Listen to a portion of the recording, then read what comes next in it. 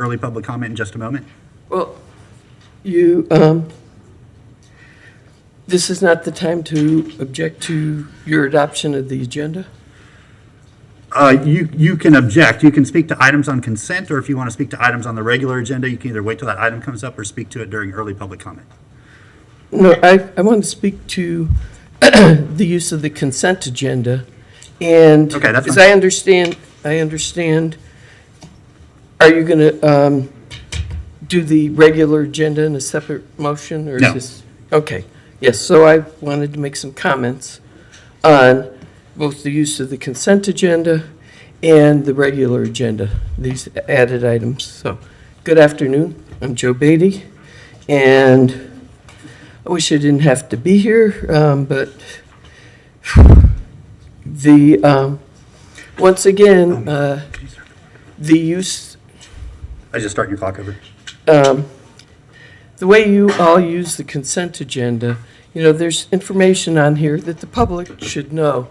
And as you know, Mayor Poe, because you've channeled the inner Joe Beatty when it comes to process, that I object to a lot of these things being on the consent agenda. You spent a lot of money on the consent agenda with the public not knowing it's the public's money, it's not yours. And I've also talked frequently about adding things to the agenda later. And you've got 4 items that Commissioner Hayes Santos has added to the regular agenda after your agenda review, or they're added items, so they weren't on initially. And I just want to object to your use of these. A lot of these could be informational items that you could just tell the public what's going on. But you're also taking and accepting contracts and bid awards and things like that. And I just think, you know, it's the public's business, as I've been saying for all the years you've been here and before, you know, that this is the public's business. The consent agenda keeps growing. The regular agenda, keep adding things to it the last minute. And you don't really give the public the opportunity to know what's going on. And I would suggest that there are a lot of these items just really shouldn't be on consent. And I'd like the Heartwood home sales, CA 15, I would like that pulled. If any of you commissioners would care to ask to have it pulled so we could hear more about it. Well, I can't go through the whole thing, but there are many of these items that don't belong here. And it's time you all start doing the public's business in public. I probably wouldn't be running if you were doing that. Thank you. Thank you. Anybody else signed up to speak? Mr. Chuck Ross. Howdy. Hi, good afternoon, everyone. Chuck Ross. You'll have to pardon me. I only moved here a year and a half ago, so if there's some things that, you know, I'm ignorant about, please tell me. But I was looking at the, actually the same item that the previous speaker mentioned, the Heartwood homes, and I was wondering, it seems like the price for each home, as it appears, seems not affordable. I thought that was some sort of project that would provide affordable housing. And then the other part of that question was, why were they all done as single-family homes? Because it sounds like you're looking for multiple or multi-family housing to be produced in the neighborhood because you don't think there's enough land available. So that was one thing, and I'd like to hear more about that project. I actually went over there today and looked at it. I was curious what was going on.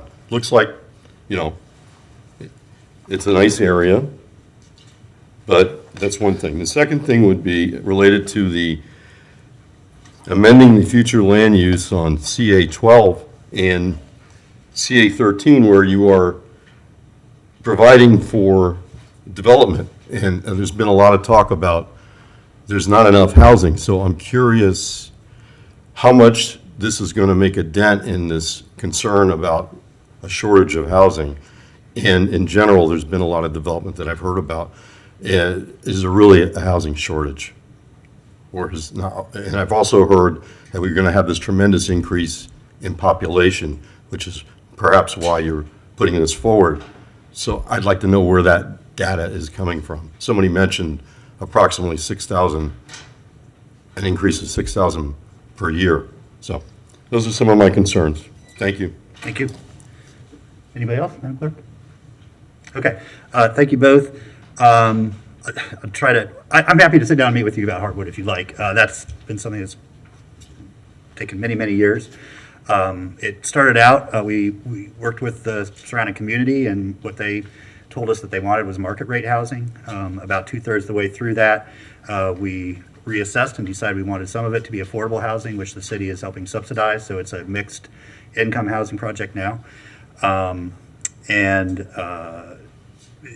The population growth, I'm happy to talk with you about that. Some of that comes from GRU's projections in planning for future development and impact. Some of that is based on census data, and some of that is based on what has happened for the most recent complete year, which a little over 6,000 people moved. So if you extrapolate that over 10 years, it's 60,000. That probably will accelerate as we see housing unaffordability magnify in other major metropolitan areas in Florida, and we become a more affordable option. And it will probably accelerate due to climate pressures as well. But those are the sort of hard numbers that we've seen both internally and externally most recently. Okay, all in favor of the motion to adopt our agendas, say aye. Aye. All opposed? Motion passes unanimously. I'm going to just right now, until our Mayor Pro Tem shows up, designate Commissioner Santos as chair in my absence if I need to get up and leave the meeting for any, I'm not planning on it, but for any short period of time. I'll just, so we don't have to do that each time I get up, designate Commissioner Santos chair in my absence. Okay, Madam Clerk, next item, please. Okay, our next item is early public comment. Okay, anybody sign up for early public comment? Yes, we have Ms. Tana Silva. Okay, great. Just while Ms. Silva's coming up, early public comment still sort of new. If you want to speak to any items that are on our agenda but can't be here later, don't choose to be here later when they come up, you can speak now or a little bit later in our meeting, and it just means that you can't speak later, but it gives you a chance to share your mind and then get on with your day. Go ahead, Ms. Silva. Thank you. All right, thank you. Hi. I want to say for all the policy research and phases and swim lanes and lengthy strategic plans, random ideas keep popping up on agendas and at meetings, distracting attention and resources from important issues that are relegated to consent or ignored altogether. I want to just mention 5 that are on the agenda today, and were added, basically kind of on the fly. BD1. Why bring up an old disagreement about the 300 Club now? To gain electoral support from a former commissioner? It's just not a priority.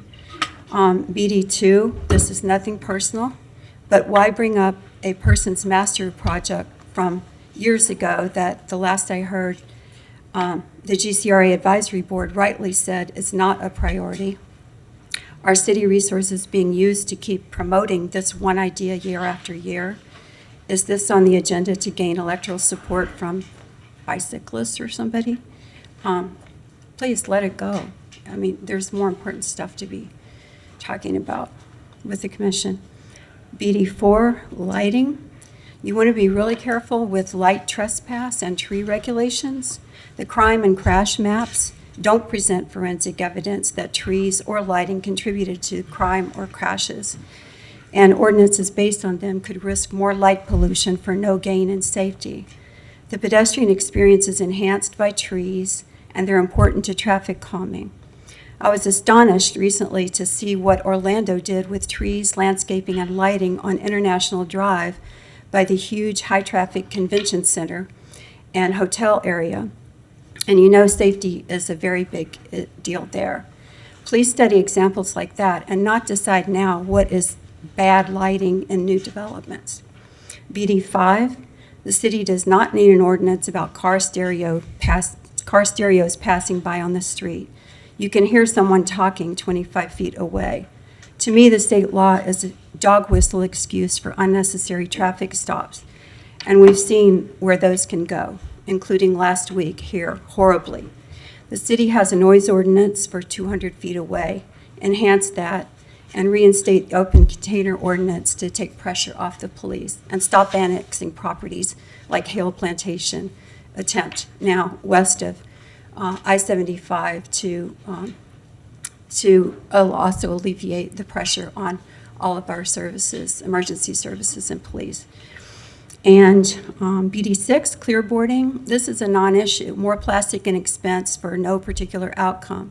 It's another example of micro-regulating smallholders and expending staff time for no meaningful outcome. Instead, put energy into rehabbing buildings and incentivizing the use of properties rather than their demolition by speculators. Some places have vacancy taxes, and the city could look into that and do much more to stem speculation that leaves properties untended and unoccupied or leads to demolition. Thank you. Thank you. Madam Clerk? Okay, that is it for early public comment. Okay, on to our next item then. All right, our next item is general public comment, and our first speaker is Sean Brewer, followed by Tana Silva. Welcome. Good afternoon. Thank you for having me here today and allowing me to introduce myself. My name is Sean Brewer. I'm a candidate for 8th Circuit Court Judge. I just wanted to tell you a little bit about myself. I grew up in Seminole, Florida, which is down towards St. Petersburg. I came into Gainesville in 1989 to go to school. I got my undergraduate, my master's, and my law degree at the University of Florida. But the most important thing I did was meet my wife in 1991 at the University of Florida, Laura Quisling Brewer, and she grew up here in Gainesville. So we stayed here in Gainesville, and this is where we've raised our family. We got married in 1995. We have 3 boys. We have a child that is not a child anymore, a 20-year-old at the University of Florida who's a junior in the engineering program. We have a senior in high school at Buchholz and a freshman in high school at Buchholz. My wife has been a teacher here in Alachua County. She works for the Alachua County School Board, and she's been a teacher here since 1996. Personally, I started working in Ocala for Brad King, even while I lived here in 1998. I worked there for 4 years, specializing in crimes against women and children. As we started to have children, I moved into this circuit for work, even though I was still living in Gainesville, and I started working in Levy County. Once again, I was doing half the felonies and all the crimes against women and children. We had our second child. I moved into the Gainesville office. That's been 18 years ago now. I moved into a crimes against women and children spot, and after a couple years, I became a felony supervisor, and then I became the supervisor of crimes against women and children. Did that for a decade, and then I was the supervisor of the major gun crime unit for 2.5 years. I've tried multiple murder cases, some of them being domestic violence murders, both in Levy and Alachua County. That's kind of my professional background. Personally, the way I've given back to the community is I've been a coach. Having 3 boys, that was kind of easy. I coached about 125 different youth sports teams over the past, I would say, 17 years, from little YMCA 3-year-old basketball through all the middle school sports. I was a coach at Lincoln for their baseball team for 5 years.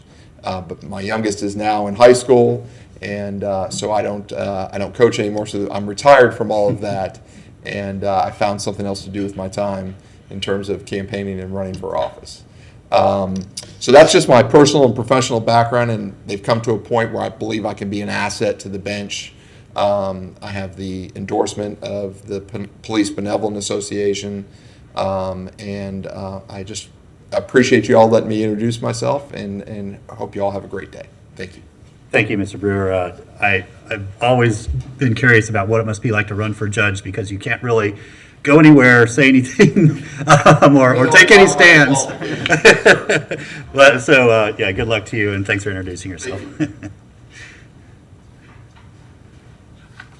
Tana Silva. This is kind of unscripted, but again, priorities.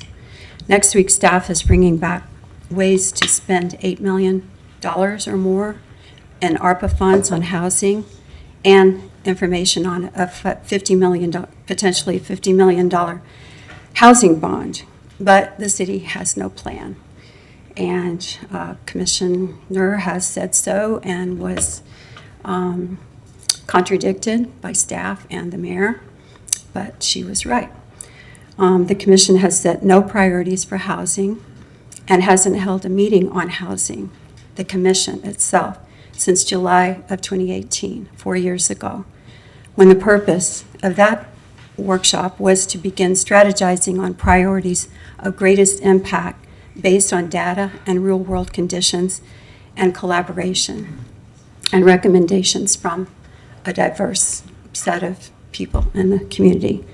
And so here we are in July 2022 at war over a zoning theory that is highly partisan, not implementing strategies of greatest impact for those most in need of housing, or gathering collective input on real-world solutions. Some of the top recommendation of housing specialists, statewide housing specialists then, was to preserve the existing housing stock, to protect Gainesville's relatively lower-cost single-family homes, to promote homeownership, because homeowners have a lower cost burden across all income levels than renters, and that's become extremely greater difference now in the past year, as rents everywhere have just skyrocketed.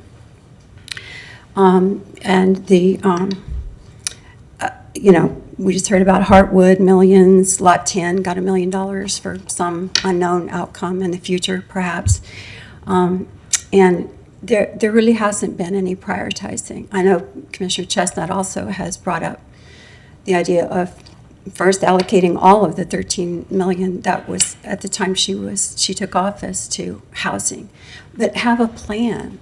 There's no plan, and I appreciate the work that Mr. Harris and all the staff is doing to try to come up with good ideas, but we saw at the last General Policy Committee meeting that people are going to come to staff and to you with their ideas, their requests for funding, and there's no plan. You're not following any priorities.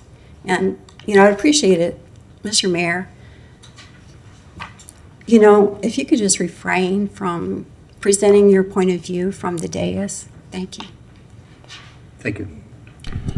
Our next speaker is Brandon Peters, followed by Jolie Beatty. Okay. Good afternoon. My name is Brandon Peters, and I am a candidate for the Florida Legislature in House District 22. Under the new map, House District 22 includes all of Levy County, where I live with my wife, Stacy, all of Gilchrist County, and the western part of Alachua County, roughly defined as the front gates to the University of Florida, up to Newberry and down to Archer. I'm running not to pick a fight with Chuck Clemens. Actually, Chuck Clemens was drawn into my district. I've always lived in District 22. But here we are, and I'm not restrained like a judicial candidate, and I can say what I want. That said, the people of Gainesville deserve better than what they've gotten, as evidenced this last term by some of the votes that Chuck Clemens not only took, but supported. Chuck Clemens backed a budget that penalized every public school student in Alachua County because of a disagreement among adults over whether masks were appropriate in public schools. Chuck Clemens passed a bill with the governor's approval to upend the county charter and force the commission districts to be elected on a single-member district basis. These are just two of myriad examples that Chuck Clemens is not out of step with a fringe element of his party, but he's very much out of step with the people living in District 22. So I offer a better alternative. I've been a trial lawyer for 30 years. I've practiced law in the federal and state courts throughout the state of Florida.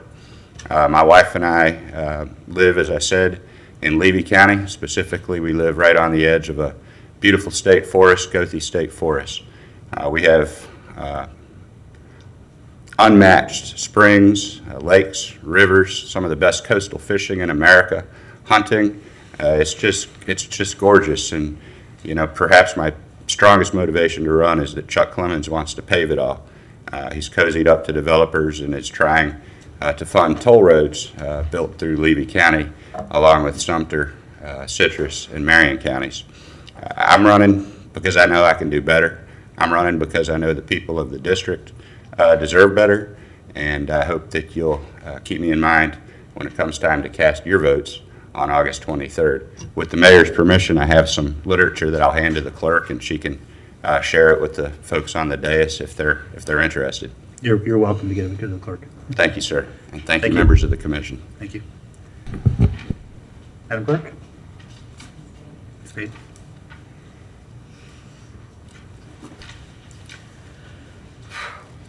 Good afternoon once again, Mayor, Commissioners. Jolie Beatty here. It's interesting, you haven't reinstalled the seats which were requested, and it sounded like the commission agreed it was time to put the seats back in here, so you can't get very many people in here.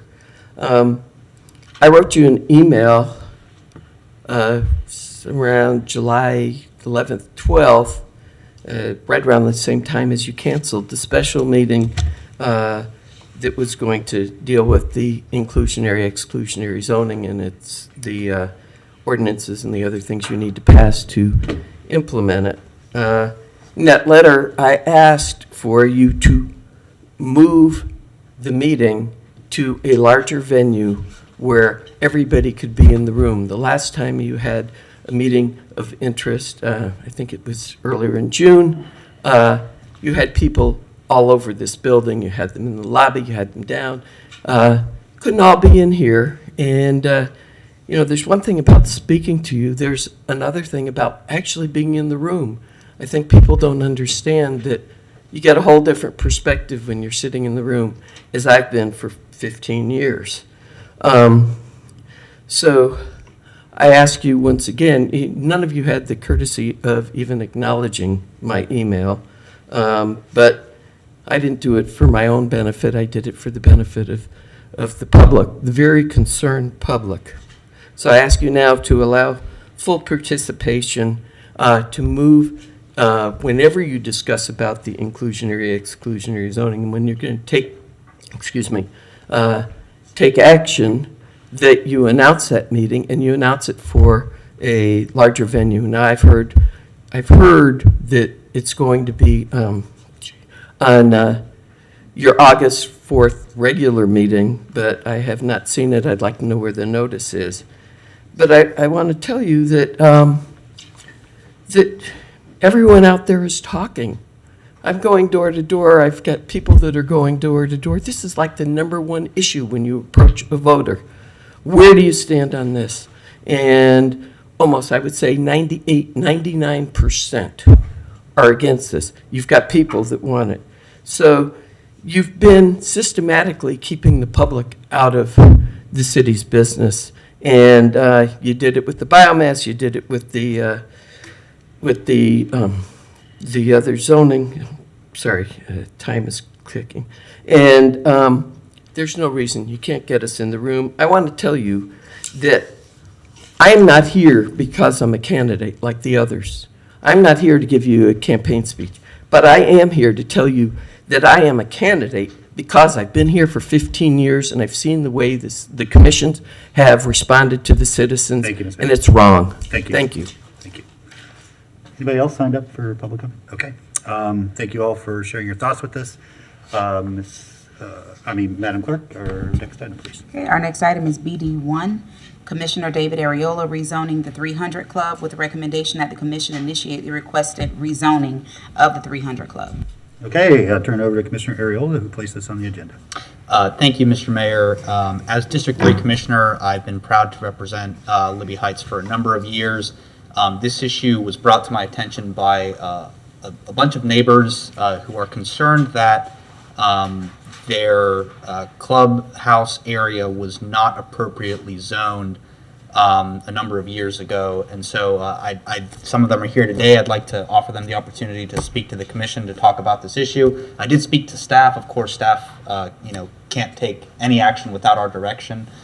So my interest is for the commission to ask staff to initiate this rezoning on behalf of the neighborhood. But I'd like to ask Mr. Botcher and the other neighbors to speak if they'd like to Sure, we of course will afford them that opportunity in a moment. Commissioner Chestnut. Thank you, Mr. Mayor. Mr. Mayor, this issue is new to me, and I was wondering if Commissioner Ariola could give us some more background on it, and what is the normal standard procedure? Sure. I would like the neighbors to afford their opportunity to talk about the particulars of it, because this is an issue directly pertaining to their neighborhood. But my understanding of normal operating procedure is for the commission to have discussion on items before we give direction to staff. There are two ways to rezone in the city: petitions and city-initiated rezonings. So this is the latter. Okay, and so that's why I'm asking you about it. So you want the city to initiate it? On behalf of the neighborhood, yes. Okay, and is there a cost to that? Is there a cost to the public for that? I would Yeah. ask the manager. I'd like to know what the cost is, because I think people pay that cost. I'd just like to know. Yeah, Madam Manager. Yes, Mr. Mayor, if I can ask Mr. Persons to come up, we have a discussion. We did have a discussion regarding this item, and there is a process actually that's driven not so much by staff, but by, the citizens that are interested. So, Mr. Persons, can you speak to that process and the cost involved in that? Thank you, Mr. Mayor. Andrew Persons, Director, Sustainable Development. I probably should have found what the fee is off the top, although I'm sure Mr. Botcher probably knows very intimately. So this would be both a land use amendment and a related rezoning. The cost is probably upwards of about $6,000 or more between both applications. I'm happy to look it up real quick and give you the exact number. If you could, please. Yes, absolutely. I don't know if you want to. Or someone else may know. Yeah, let's not look numbers up right now, but I think the other part of that question is the difference in process between when a petition is initiated by the city and a petition is initiated by a private third party. Sure. So we do, as the city, we do initiate land use and zoning changes periodically. The most common ones that you see are when we annex property. When a property comes into the city, then that's something that the city carries forward. So we put land use and zoning, city land use and zoning on property. Occasionally, we will do other types of city-initiated zoning changes. Sometimes those are maybe like area-wide or even sometimes city-wide rezoning. We did a large one back in 2017. On occasion, we will do individual property land use and zoning changes. The most recent and memorable one is when the city, we proactively rezoned the Oaks Mall. If you remember, it had a general commercial zoning, and then there were, at the time, there was several of the tenants were moving out, and so the city actually moved forward and rezoned that to a mixed-use zoning district and to spur some redevelopment and reuse of some of the buildings. So we do that on a occasional basis. Typically, city-initiated zonings are intended to further some sort of public purpose, a broad public purpose, and that's usually what is precipitated before the city actually takes the reins and does that, either through annexation or some sort of public purpose that the commission has determined that they want my department to work on. So, And is there a line item in your department that would cover this? well, all of that would be absorbed, by our staff time. Obviously, there are some costs both to advertising and then running board meetings and things like that. Those are typically the types of costs that get accounted for when it's a private initiated land use and zoning, which is why we charge fees for that to cover both the staff time as well as any advertising and whatnot. Okay, all right. Thank you, Mr. Mayor. Thank you, and I just, when you find the numbers, Yeah, just let us know. I'll back up. We don't want to No, we don't want to hold it up. watch you search on your computer. Okay, Commissioner Chestnut, anything else at this time? No, thank you. Okay, Commissioner Santos. Thank you, Mayor. Similar kind of thoughts of, or no, I don't know what your thoughts were, but similar to carry on Commissioner Chestnut's conversation. City initiated ones are usually large areas, and there is a clear public purpose for economic development or more housing or whatever it may be. If someone could show this as a clear public purpose of why the city should subsidize this, because in essence we are subsidizing it, I'd like to hear that, but I right now don't see why the city, I don't see the clear public purpose for the city initiating it. I would love to see this come back, an application from the applicant, because I think it's probably a good move, but for the city to subsidize, I think that there has to be a clear public purpose. Thank you, Mayor. Thank you. Did you find the number? Well, I didn't, but Mr. Castillo did. Much better than I am.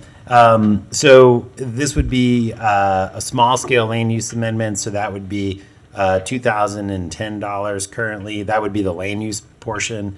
If there was a associated rezoning to a planned development or a PD zoning, that would be an additional $6,000 and $6,030. So you're looking at about $8,000 total.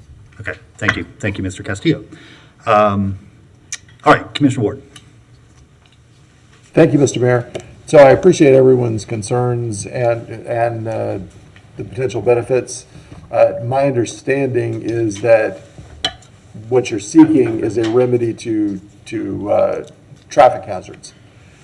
That my understanding is, and my knowledge is that to get to the 300 Club, you go through quite a way through a residential neighborhood, and there's no main street that goes to the front door of this. So everybody goes through a residential neighborhood to get into the 300 Club, whereas if the 300 Club could add an entrance off 38th Street, that's more of a major road that they can get into. So my understanding, and I'm not advocating at this point, but is that the public purpose is for traffic safety, for pedestrian safety, actually.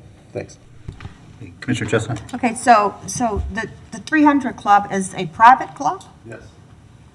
Oh. I see. How long has it been there?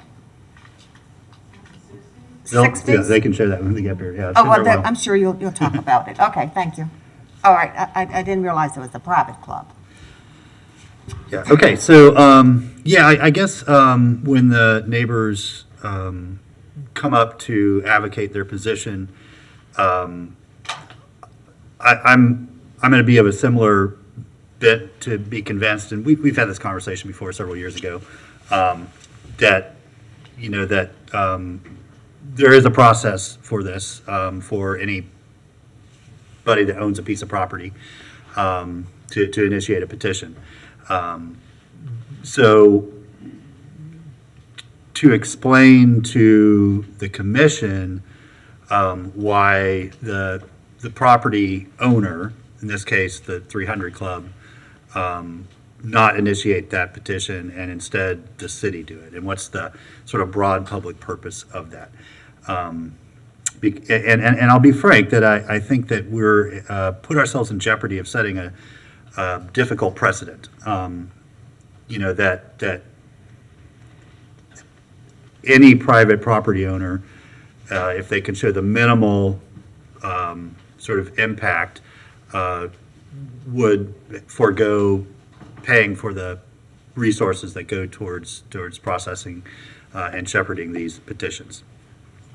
So I think that's where the burden is on the club itself, to show why this is in some way exceptional to any other private property owner that would normally initiate this themselves. That's I think what the commission's going to have to decide today. So with that, we'll invite up anybody who came to speak to this. Madam Clerk, I'll just go over to you. And Our first speaker is Del Botcher, followed by Ms. Helen Warren. okay, Mr. Botcher, welcome. I appreciate the opportunity to come here and speak to you, and thank you, Commissioner Ariolo, for bringing this back up. A lot of the issues you're bringing up, I understand where your positioning is, but let me go through some of the facts on this, and I think after we go through this, you're going to see that this is a unique situation that requires the city to correct a prior mistake that the city had made. I'm actually here on behalf of Libby Heights and Skyline neighborhoods that are the neighborhoods that Harvey mentioned that you have to drive through to get to the 300 Club.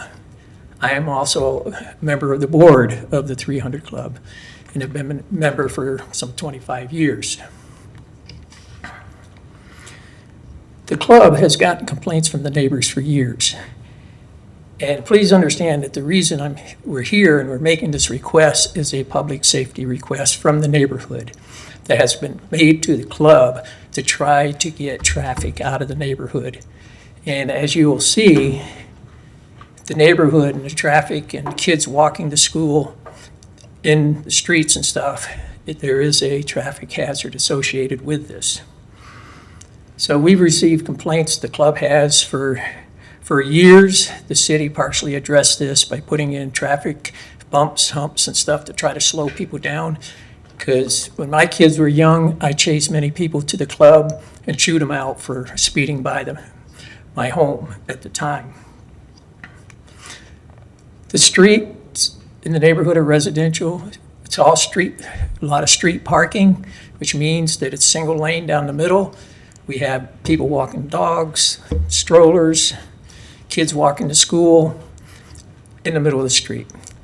In front of my house, there's constant chalk art being drawn in the middle of the street, and they put out the little signs to try to slow people down, to be careful with the kids.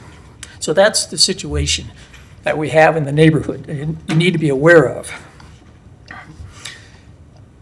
Where we're located, if you looked at the material that we were giving, we're located between these neighborhoods and 38th Street, and we actually own property out to 38th Street.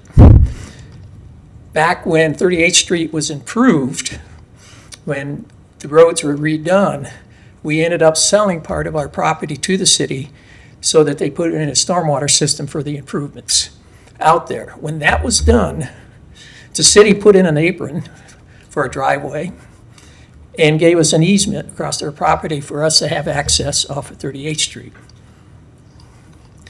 Well, several years ago, we came to the city to get a permit to open up this entrance so that we could get traffic out in the neighborhood. We came, met with Andrew and his staff, and we're going through the permitting process, and they came back and said, oh, you're zone conservation. We're a recreational club. Clearly the wrong zoning for our property. Well, it turns out conservation would not allow us to put an entrance in to solve this traffic problem. So the city staff came to us and said, you need to rezone in order to be able to put this entrance in. You know, we didn't need to change our zoning. We've been happy for 50 years out there. But because we had to change our zoning, we started through the process. Said, okay, we'll change our zoning, met with staff, and they said, well, it's going to be about $1,500. We said, we'll afford that. So we go through, we actually had public meetings, brought all the neighbors in, posted everything to go through the process. And then late in the process, the staff said, oh, we made a mistake. It's actually the $8,000. And the club couldn't afford it. Because in order to address this public safety issue, that's why we're here to ask the city to correct a zoning error that was made many years ago. And it's truly a mistake that was made, not intentional by any staff or anything. Kind of interesting stories about how it actually got zoned, but that's not really. Yeah, and I've given you some leeway there, Mr. Botcher, but I think you've laid out the sort of story there and you know how we got to where we are today. So if maybe we want to invite one of your other neighbors up to continue that. Again, I gave you some leeway there, but I want to be equitable, you know, to everybody. So maybe. So you're saying I can't finish at this point? Yeah, we're about 2 minutes over. So But you have other neighbors that I think can fill in some of those gaps as well. Well, some of the technical gaps, maybe not, but. Okay, well, we'll follow up with questions if that's the Please. case. Madam Clerk? Helen Warren.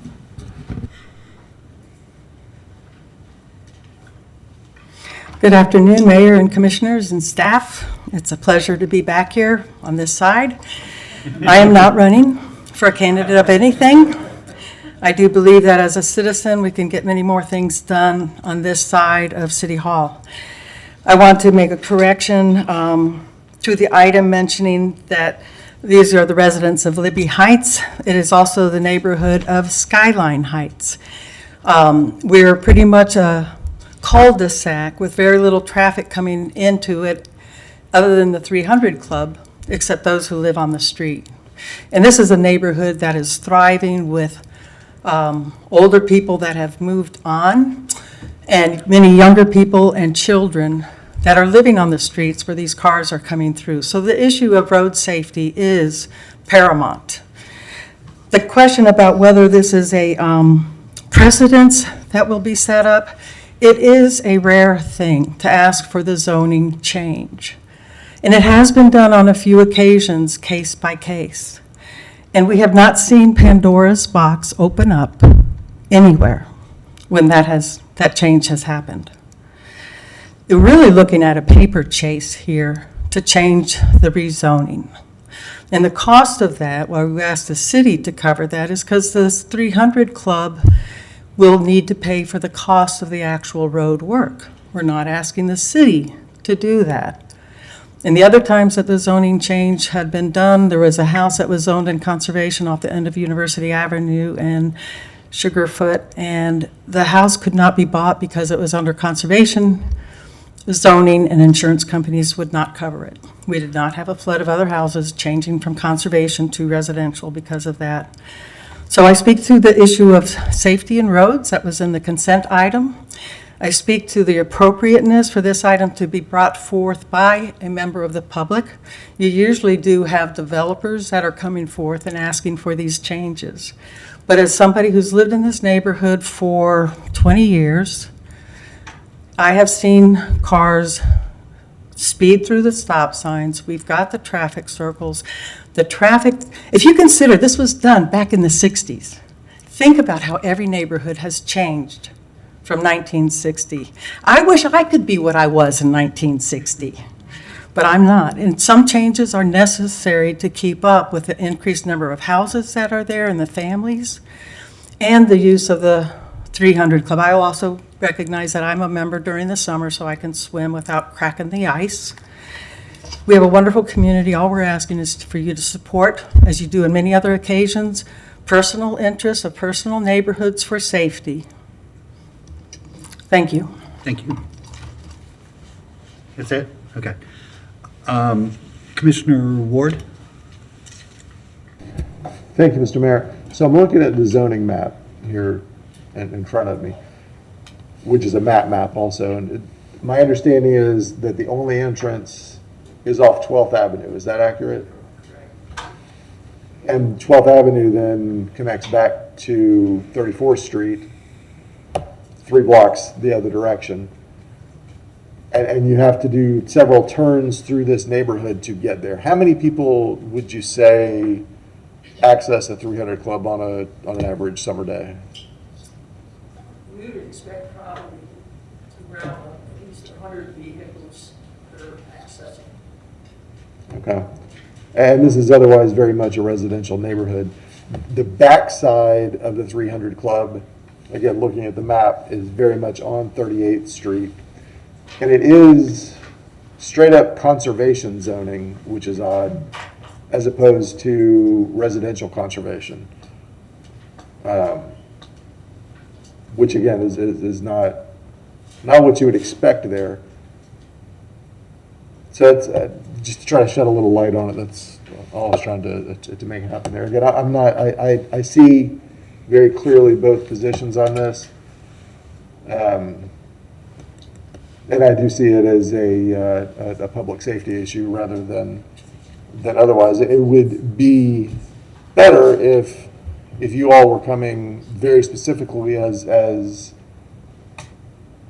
residents of the neighborhood, as opposed to a board member of the 300 Club. But yeah, I hear you, and I think do we know if there have been accidents there over the last, say, 10 years or so?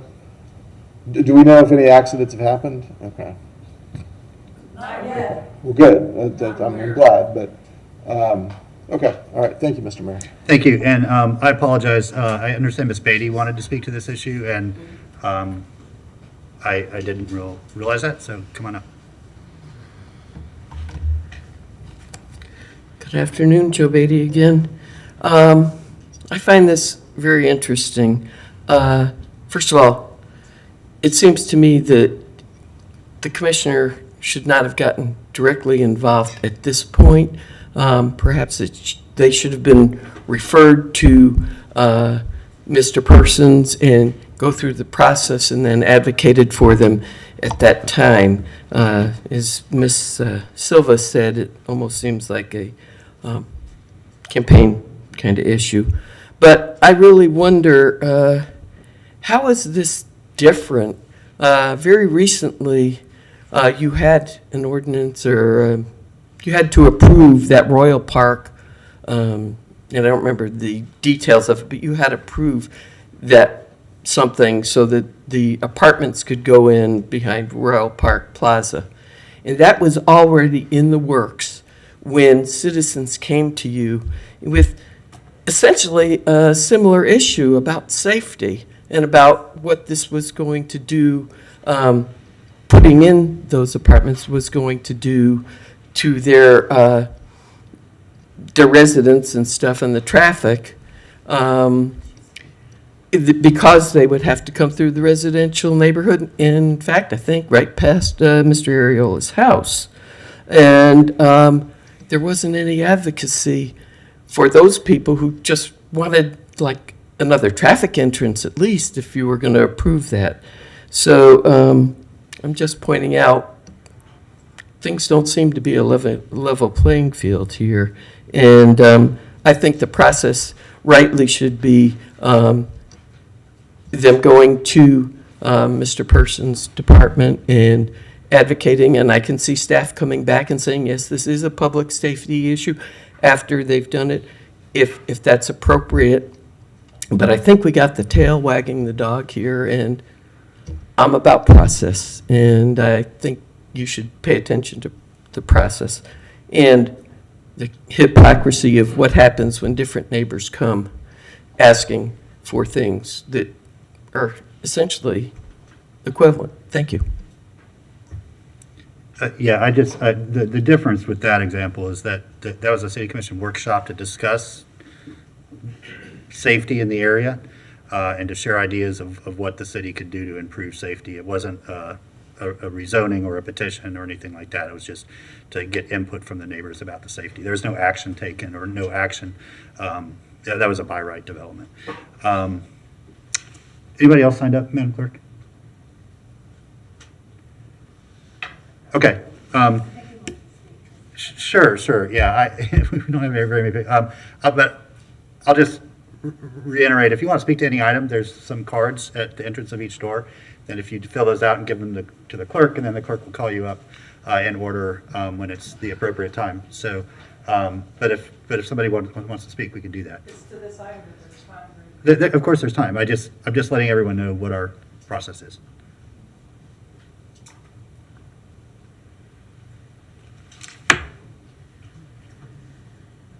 Welcome. My name is Ned Stewart. I live in, I was in Skyline, but now I'm in Libby Heights. But I've witnessed a lot of this traffic thing. I'm about 3 blocks off of 34th Street on 10th Avenue. Maybe 2 blocks.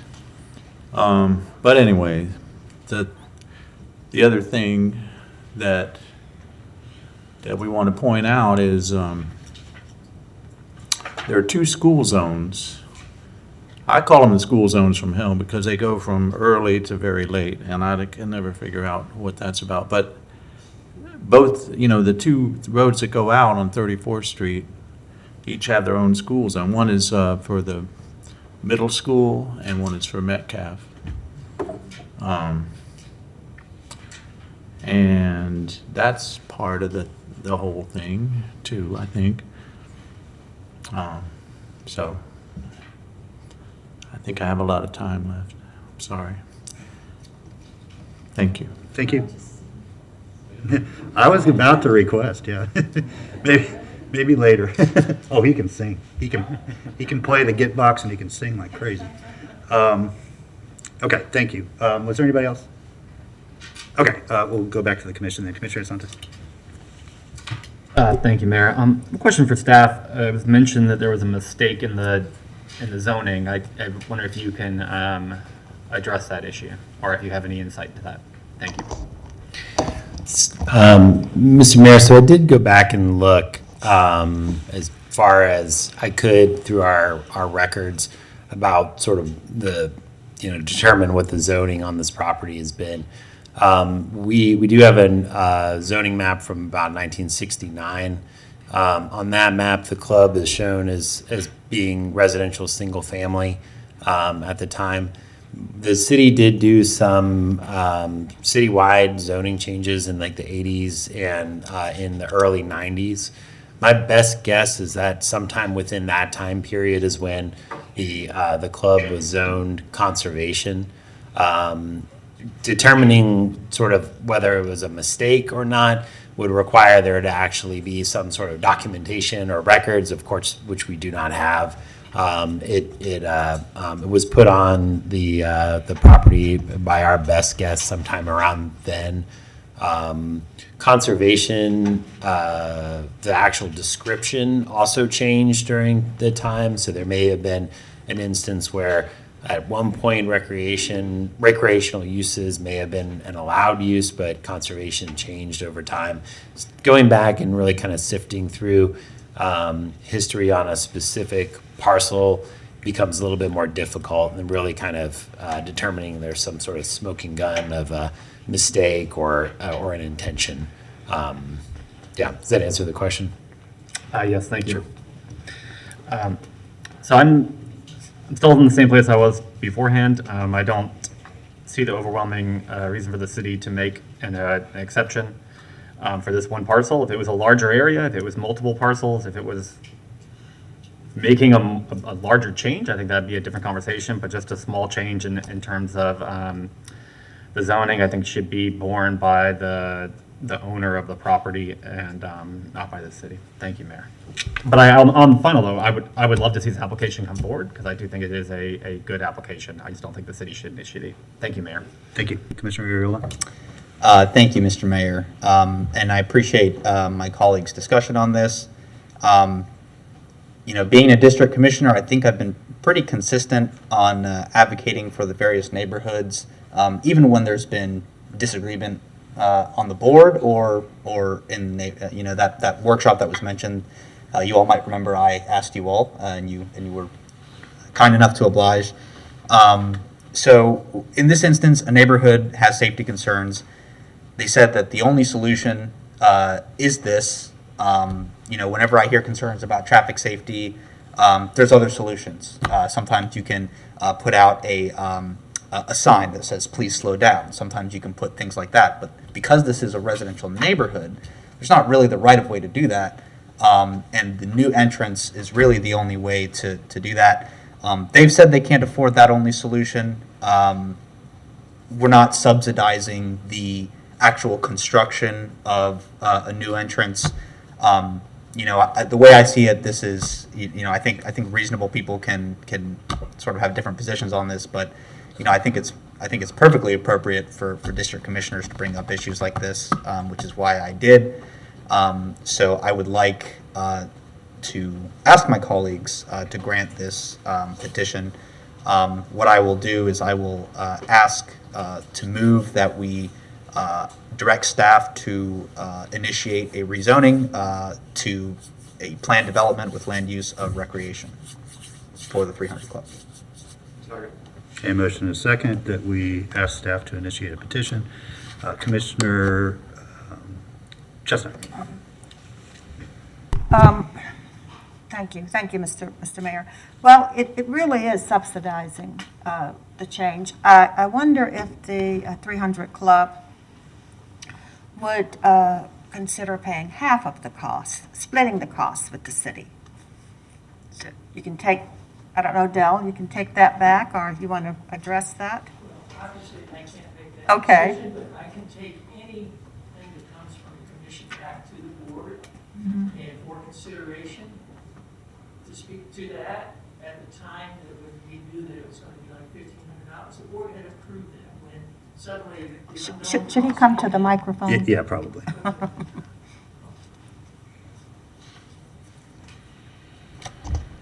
As I was saying, the board would have to make that decision, but obviously, we would entertain something that could move this forward. The $8,000 was just a stopper at the time. You know, perhaps, you know, other things could be done. The neighborhood is very interested in this, and perhaps we could actually do some fundraising and stuff. But I see the city as part of the community, and the neighborhood is the city.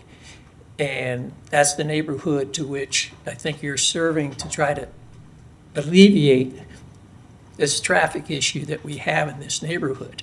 So we would be willing to entertain, we want to move this forward. But the fact that our zoning, and how we got here, but clearly today, our zoning is incorrect. It is the wrong zoning for our property. So the question comes down, should we initiate it or should the city initiate it? And if we can come to some sort of compromise, we would discuss that.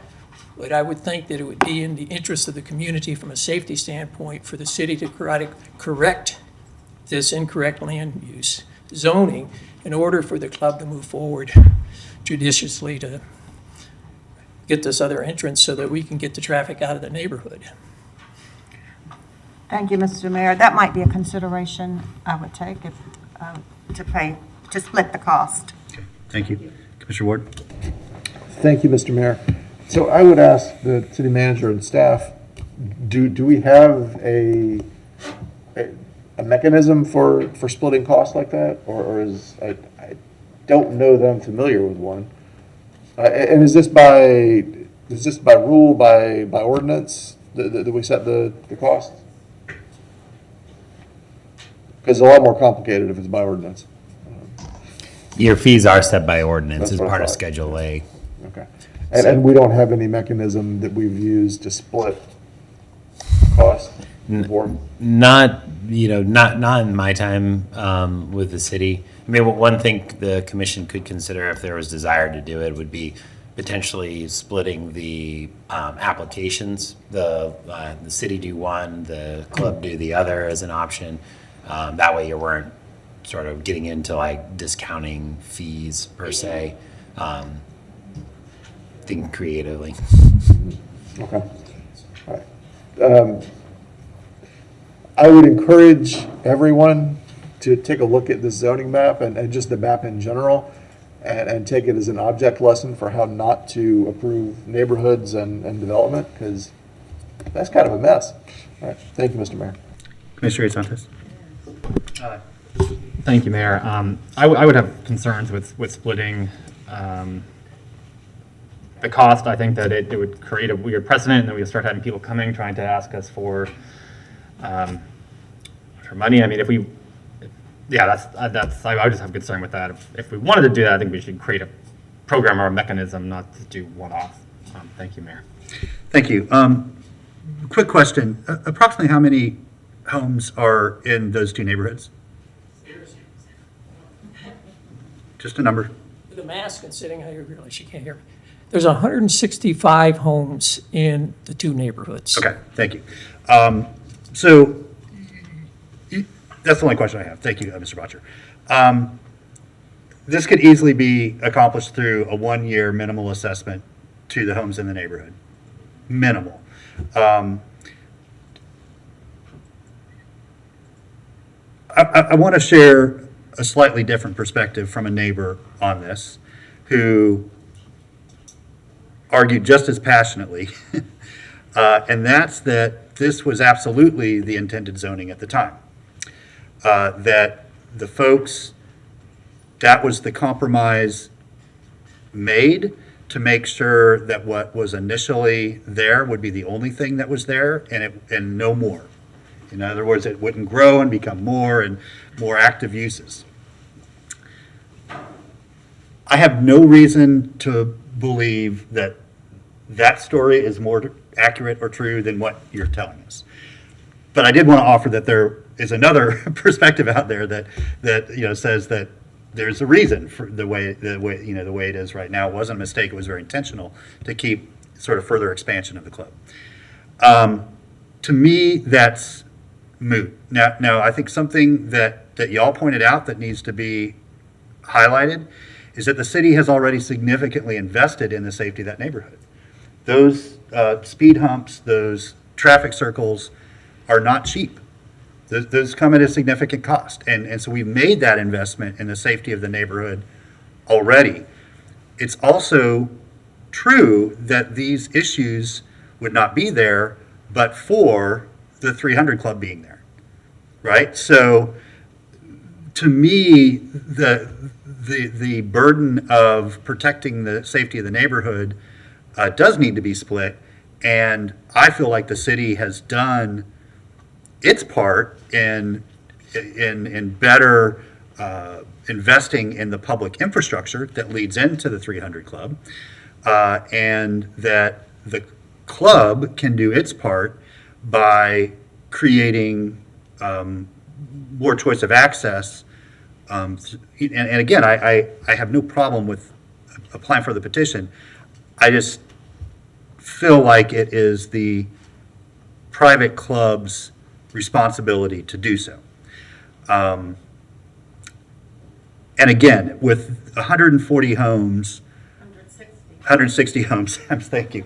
I'm the absolute worst person to do napkin math, but I do know that a one-year assessment on those 160 homes would be negligible, almost not noticeable in the annual tax bill, and it would more than cover the cost, and it would equitably spread out the cost for all the people in the neighborhood that would benefit from it. And then it would be over.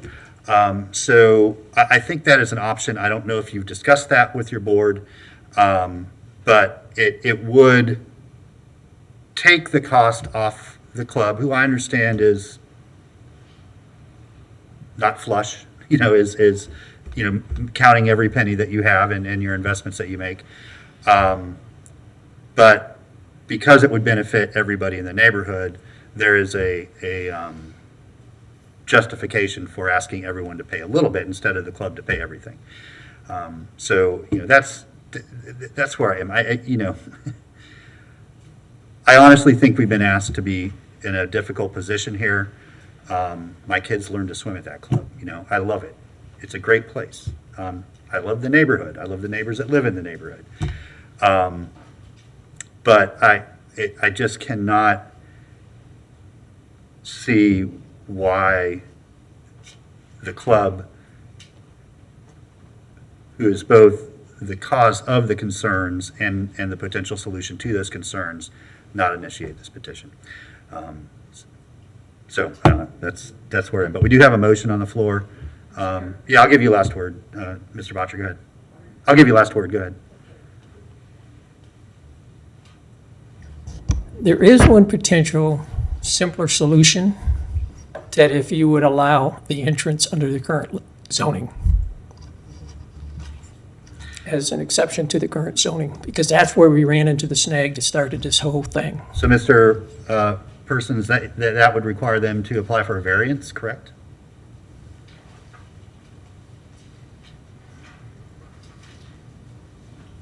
I don't think it would be a variance because the club is a legal nonconforming use, which the city generally, city's code restricts any expansion or extension of that use. And so that's what precipitated the desire or the necessity to rezone to basically allow the club to build a new road and make the improvements that they want to make.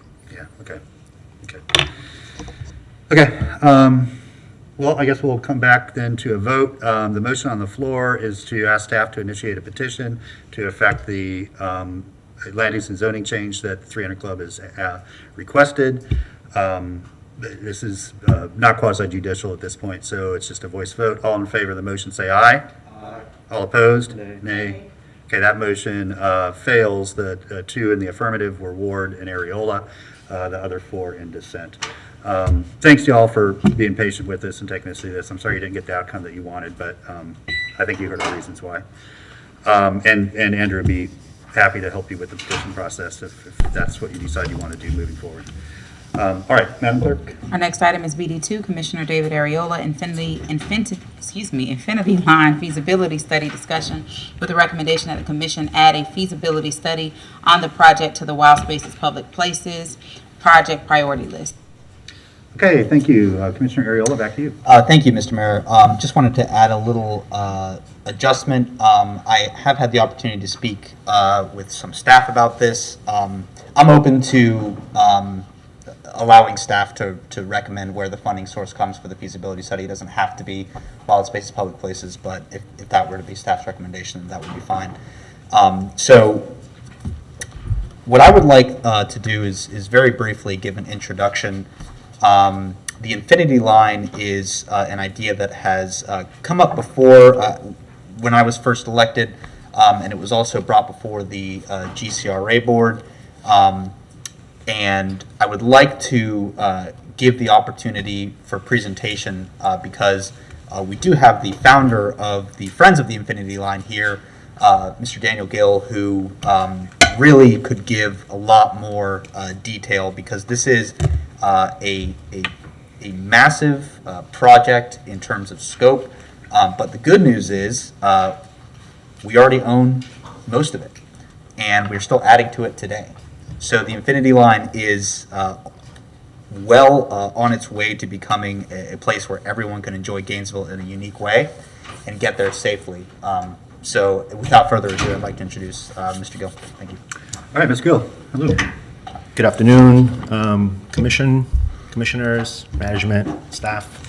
My name is Daniel Gill. I am the creator of the Infinity Line and founder of Friends of the Infinity Line.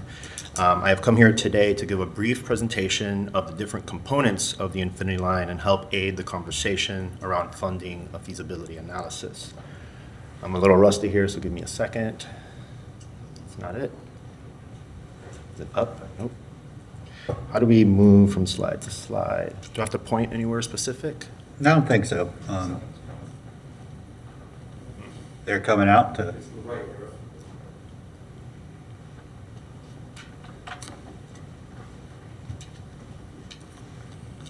Might need a battery check. Actually, want me to say slide? Yeah, I'll Slide.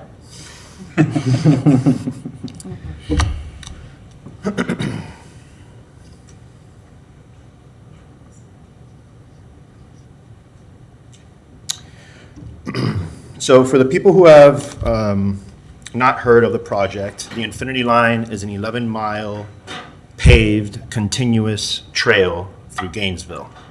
I want to point out and emphasize that no aspect of this project does a user share a road with vehicular traffic. The Infinity Line stands alone as a safe, multi-user public place. This place is 30 feet wide by 11 miles long. This is equivalent to roughly 40 acres of public space. It borders 9 city parks and connects 11 plus neighborhoods. Can you go back one more, please? Thanks, guys. The logo that you see here is a representative of the name, obviously, but also a graphic representation of the 6 connecting trails that would make up the Infinity Line. Each color represents a different trail. There is a northern loop, a southern loop, and these 2 loops come together at Depot Park. Next slide. Now, what's interesting about this project, as Commissioner Areola mentioned, is that 3 of the 6 trails are already built. The graphic on the left is showing a map of Gainesville, and at the center is Depot Park. Coming out of Depot Park in red is the 6th Street rails to trails. The yellow Waldo Road rails to trails is the Waldo Road Rails to Trails, and the blue is the Hawthorne Rails to Trails. These trails are built and are currently being used daily by residents. The graphic in the center is the map from the 2016 Wild Spaces Public Places Initiative, which proposed to build a trail in an electrical line easement from the southern point of Depot Park, connecting all the way to the Wetlands Preserve. And that is in green and called the Sweetwater Trail. I stand to be corrected here, but my understanding is that construction of this trail should begin in the coming months. And so the graphic on the right represents what Gainesville already has.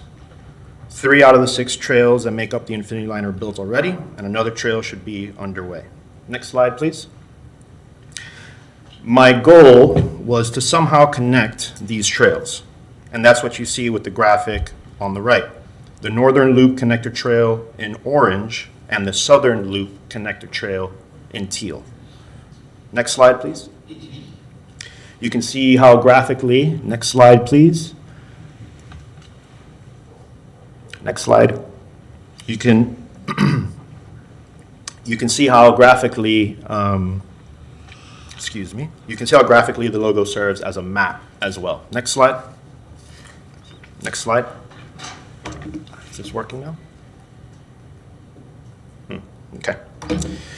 So the purpose of this introduction was to provide a big picture look at the Infinity Line. For the sake of the conversation today surrounding a feasibility analysis for this idea, I will be breaking down the project into 4 main components, 2 of which will be the Northern Loop Connector Trail and the Southern Loop Connector Trail.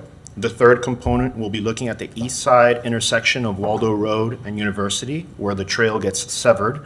And the fourth component is a site for a possible proposed hub.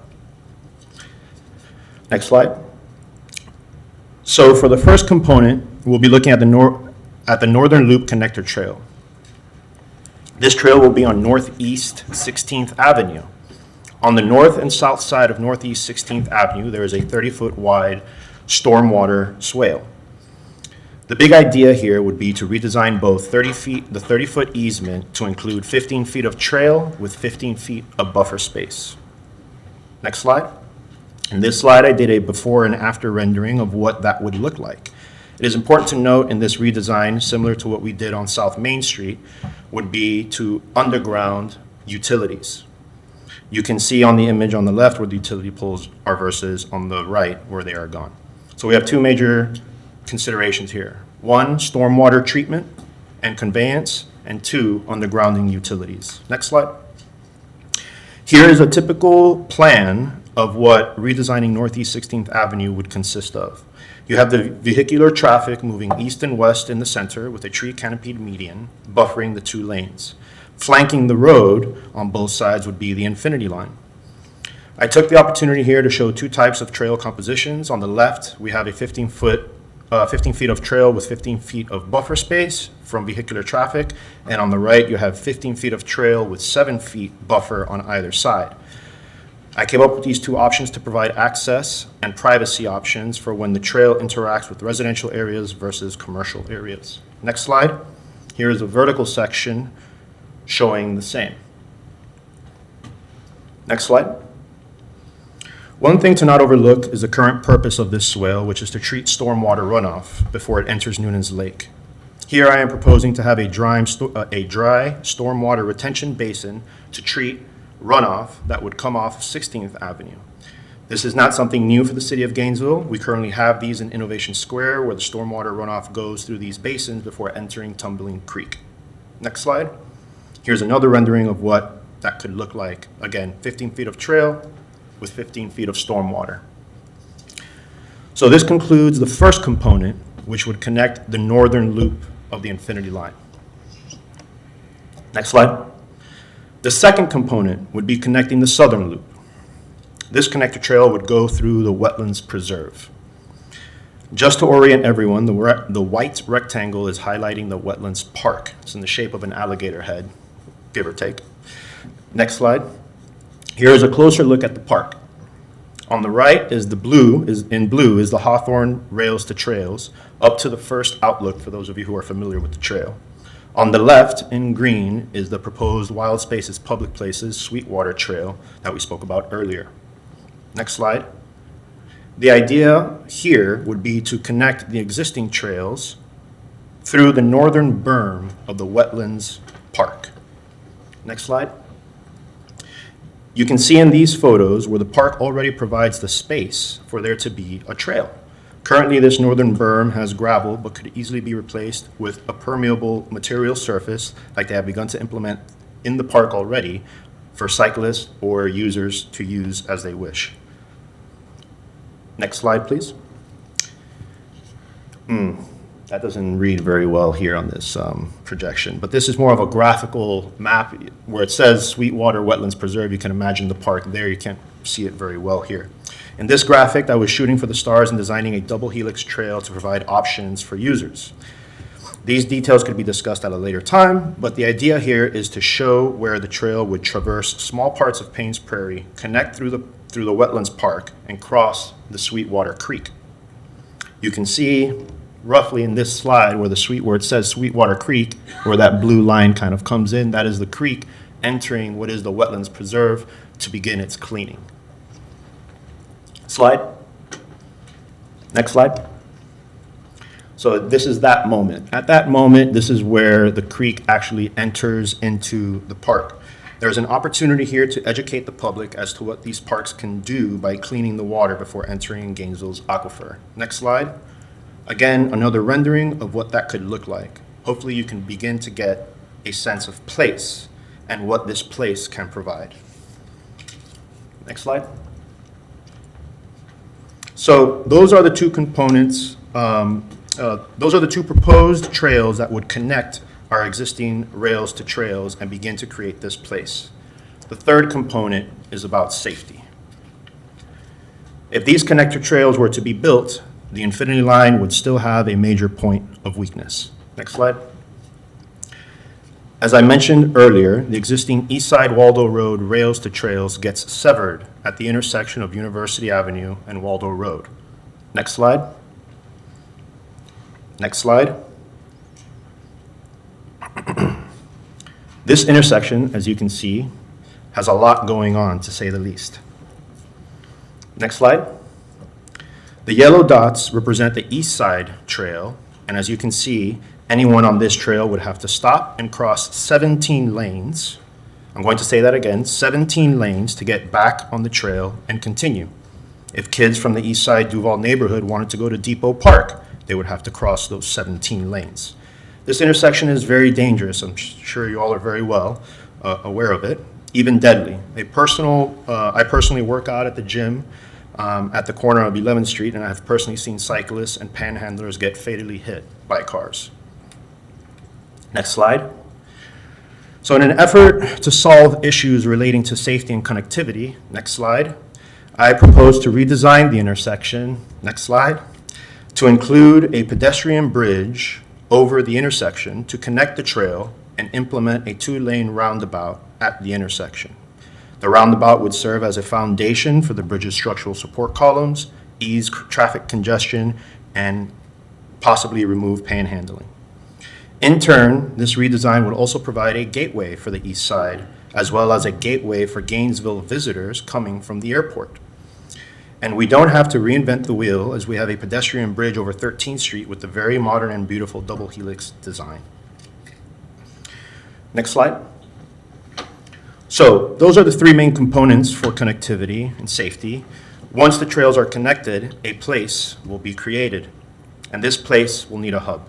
Next slide. Next slide. Again, to orient everyone, the location of the hub will be on a piece of city property just south of Depot Park. Next slide. The site that I am referring to is highlighted in orange. You would have Depot Park to the north, RTS to the south, First Mag Brewing to the west. There is a very special moment here where all the trails would come together, indicated with that gray circle. I know this may be hard to see, but hopefully you've been able to take a look at it in your backup. Next slide. Again, this would simply be some kind of structure, a trailhead, similar to an open-air structure at the Wetlands Preserve that would have parking, maybe a coffee shop, a bike repair station, where folks could go to have access to both loops. depending on the mood you're in or in the needs of the user has, may determine which loop you take. Something to note, the northern loop is more of an urban loop that goes through breweries, restaurants, and neighborhoods, whereas the southern loop is more of a nature-based trail, less intersections to go through, etc. Next slide. So everything up until now has to do with the different components that, in my opinion, the feasibility analysis should look at. What I quickly want to show you now is the different opportunities that can come from creating a place like the Infinity Line. Opportunities for redevelopment. This is my original Volta napkin sketch of the bridge. If this bridge were to be built, the pedestrian traffic increased along the Waldo Road corridor. Next slide. Next slide. One more slide, please. The red and yellow dot is where the bridge and roundabout would be located. As a user would be crossing the bridge heading north from Spring Hill neighborhood to the Duval neighborhood, they would be greeted with slum and blight. Next slide. Indicated with the maroon-colored area, a large swath of this neighborhood has fallen into blight due to the severing of roads due to the old rail line. These dead-end roads have abandoned properties, homeless encampments, and a real eyesore for residents and anyone visiting our city. Next slide. The idea here would be to reconnect those severed streets, redesign the Waldo Road corridor to include not only the Infinity Line, but include commercial businesses in those abandoned lots, and implement not only a roundabout at University, but also at the intersections of 8th and Waldo and 16th and Waldo. Next slide. This would give the east side the facelift it has needed for so long and create a destination on the east side for residents and visitors. Next slide. Next slide. In my initial presentation back in 2017, the CDC reached out to me to see if they could use the Infinity Line concept and focus on possible health impacts a project like this could have in the surrounding communities. The following language has been taken from their findings. Next slide. This is a recent map of the city of Gainesville from CDC Healthy Cities Initiative. This map depicts obesity rates in our community, with darker areas representing higher levels of obesity.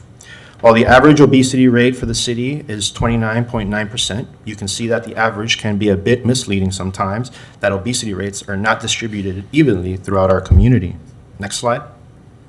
This is another map from the CDC Healthy Cities. It reflects the distribution of physical activity levels of the residents of Gainesville. Darker areas represent lower levels of leisure time physical activity, which is physical activity outside of work.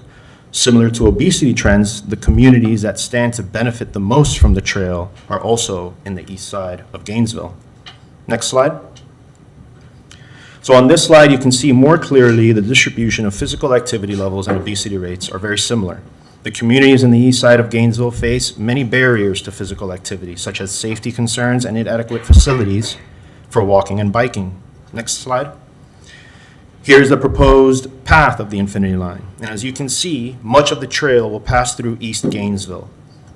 And we believe it can help overcome the barriers to exercise those residents of low income and minority communities typically face. To go into a bit more detail, the next slide please. Research has shown that multi-use trails such as the Infinity Line increase physical activity in our community at large, and they have a larger effect on neighborhoods close to the trail. One study found that compared to those who reported living far from a trail, persons living near a trail were more likely to meet recommended levels of weekly physical activity. Next slide. There's also evidence that people tend to use trails that have destinations. And there are studies that have shown that connecting communities to destinations may increase utilitarian walking and biking.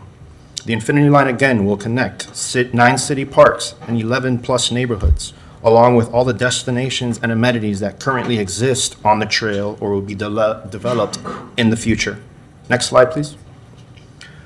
We know that people are less likely to walk or bike if they don't feel safe. The Infinity Line has the potential to create a safer environment, not just on a path itself, but also in its surrounding neighborhoods. As we might expect, research has shown that trails may reduce cycling accidents by 60%, as well as increase pedestrian safety. A bit more surprising, studies have also shown that multi-purpose trails reduce many types of crime in its surrounding neighborhood, with a particularly high effect in reducing property crimes. Next slide. So hopefully by now, you can begin to get a sense of this place. In landscape architecture, this is referred to place making. Here I will quickly go through some branding and wayfinding that I developed. Next slide. Again, there is a northern and southern loop, and these two loops come together at Depot Park. Next slide. The northern loop, as I mentioned, is more of an urban trail that could be used for commuting, leisure exercise, etc. There are many amenities along the northern loop as it borders the historic Porters neighborhood, Innovation District, the historic Pleasant Street neighborhood, Cypress and Grove, restaurants like Afternoon and Superette, Public in general, Flow Space. There are 2 grocery locations along the trail, Publix on Main Street and the Walmart on Waldo Road. There is a small library, schools, the list goes on and on. Next slide. The southern loop is more of a nature trail. This trail has long, uninterrupted swaths of trail, mostly under canopy and flanked by nature on either side. This trail would be for our nature buffs, folks who like to be outdoors, disconnect from their lives, and reconnect with nature. Next slide. Some fun things to anticipate would be wayfinding signage and branding. This graphic shows a conceptual bus stop with seating and lighting. There could be signage along the trail attached to the lights that could coincide with where the user is on the trail. Next slide. And I'll quickly go through this. This is a branding concept to mimic that of the Power District in Depot Park. Next slide. Here are more playful branding concepts with our 352 area code. Next slide, please. We can enhance placemaking concepts by having murals along the trail, and the list goes on and on. Next slide. We can move forward about 3 slides, please. Next slide. Okay, so just want to fast forward here and look at what other major cities are doing and see if it works. Next slide. So the Atlanta Beltline is a 22-mile trail that redesigned underused railroad tracks. Next slide. From trails and walkways to open green spaces and parks. Next slide. The Atlanta Beltline connects people to neighborhoods, dining, and cool places throughout the city. Other cities that have been repurposing infrastructure space is Miami with the Underline, New York with the High Line, Chicago with the 606. Again, the list goes on and on. The Infinity Line has had plenty of community support. Next slide, please. Has had plenty of community support and positive feedback. Friends of the Infinity Line will be holding tours of the Northern Loop in the coming months to really get the word out. Next slide, please. And at the end of all of this, the Infinity Line is a place where non-vehicular pedestrian traffic will occur, a place for the walker, runner, biker, skater, roller skater, one-wheelers, wheelchair users, dog walkers, and families. The Infinity Line will be a safe place for commuting, exercising, to disconnect, hold events, rallies, etc. It will be a place for people, for Gainesville people.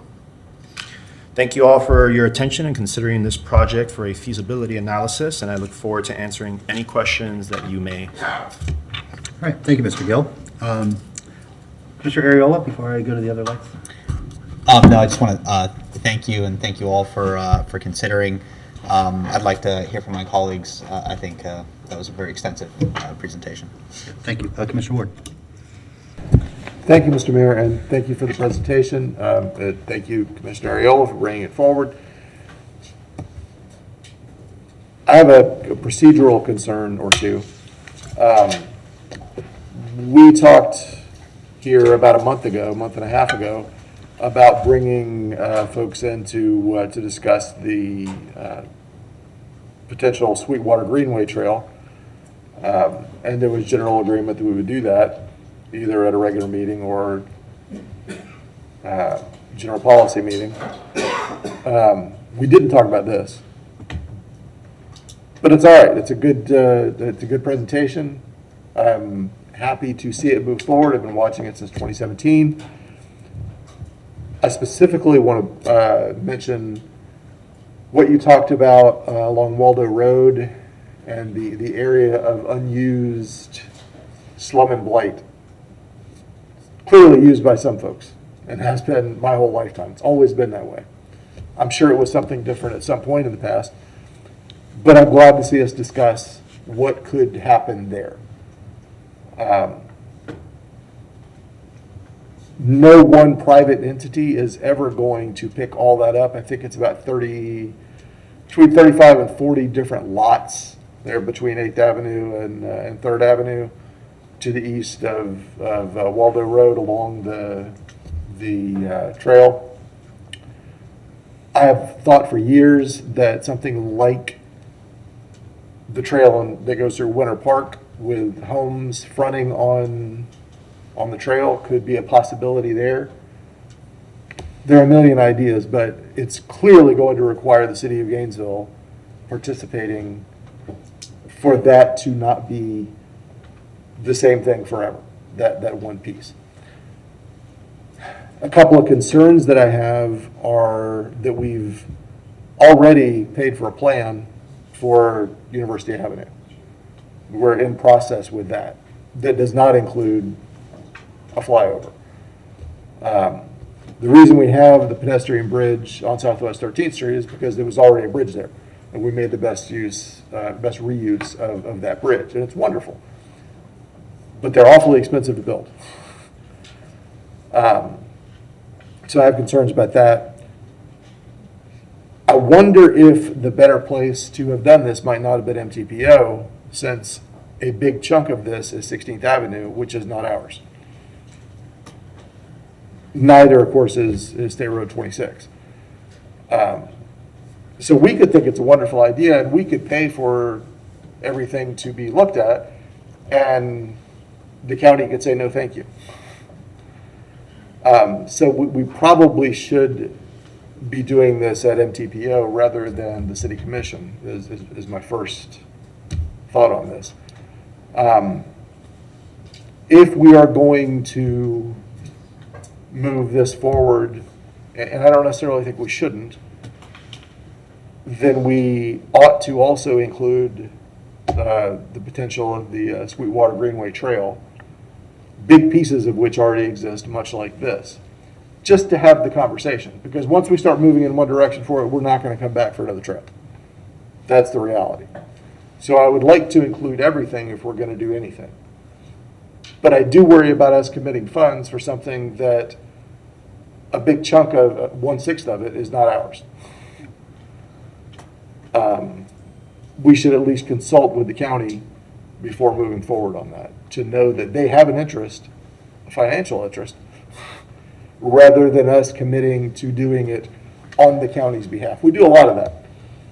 We do a great deal of spending money because the county didn't, and it ought to work the other way.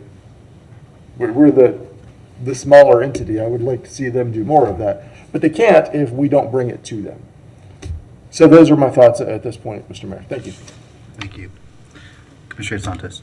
Thank you, Mayor, and thank you for the presentation. So I think what's there is a good starting point. I'm very supportive of new trails. I think they're incredibly important to connecting our community safely. So on that, I mean, I think you mentioned, yes, I mean, the flyover is very expensive, but I think doing double trail is also very expensive. So I think there's things to look at in it, and there are ways, I think, to reduce costs and still have the kind of the main core of it. So I would support moving forward. I think one source of funding is in like our previous wild spaces, public places. There was the joint city-county kind of dollars that they put into effect. I think this might be a great project if the next wild spaces, public places hopefully passes, for this to be one of those top projects, because it does. It goes along city right away, it goes along county right away, it goes along state right away. So it would be, I think, a good use for those. To Commissioner Ward on the Sweetwater, I agree. I think we should look at this. I think we should kind of look at a feasibility for kind of trails in our community. I think we should, as part of this, I mean, instead of like breaking it apart, I think we could have Sweetwater, I think Infinity Line, I think the Hogtown Creek Greenway is another one that we can't forget our voters voted to allow that to happen. So my ask would kind of be to, instead of just having Infinity Line as part of the kind of the study, that we add kind of those three and then come back and have that come back to the commission. So that will give, what are the costs going to be? What would it look like? And then a future commission kind of make decisions on kind of what they want to do, and hopefully they would move forward all three of them, because I think it would be a significant advantage for our community. Thank you, Mayor. Thank you. Commissioner Ward? Thank you, Mr. Mayor. So another thing, an experience that I had with members of the community bringing forward the idea of the Sweetwater Greenway Trail is a reminder that if we're going to do these, they're going to go through neighborhoods, and we ought to be talking to the people who live in the neighborhoods as part of the process. When these ideas come out of the neighborhoods, they work. When we put them upon the neighborhoods, they don't work as well. So let's make sure that any process we do to study whether or not this is a good idea includes talking to the people who live along the path. The users, absolutely, the potential users we should consider, the businesses that could come from it, et cetera, et cetera. But we need to know if there are community champions in each phase, in each step, each neighborhood that we go through. Because if we have community champions, this happens quickly. If we have folks in the neighborhoods who want this to move forward, who want to see it go through their neighborhoods, this will happen. If we go try to sell it to the neighborhoods, it's less likely. So that's just a thing that I realized in working with the Sweetwater Branch Trail that I think we can apply to this as well. If we bring folks along and find that there is interest in the neighborhoods, that works for everybody. So let's try to do that. Thank you. Mr. Mayor? Yeah, go ahead, Madam. If I might ask Mr. Mann to just at least put on the record, some involvement already from staff relative to this project? Sure. She's asking Mr. Mann to come up and talk about staff involvement in this up to this point. Mr. Mayor, Phil Mann, Special Advisor to the City Manager. Just for a little historical significance, on July 6, 2017, this body referred the Infinity Project to staff for review. Then interim Public Works Director Phil Mann and Steve Phillips. Yeah, I thought you'd get a laugh out of that. And Steve Phillips prepared and sent a memo to the commission on July 17th of that year. The two main things that we addressed then that are still the same today, northeast 16th Avenue, and you all have covered this, is a county road. One of the other issues with northwest and northeast 16th Avenue is the segment that he showed in his presentation with the swale and everything only exists between northeast 12th Street and Waldo Road. The segment between northwest 6th Street and northeast 12th Avenue is more of an urban section without the swale. So that would have to, the additional land would have to come from somewhere to complete the project.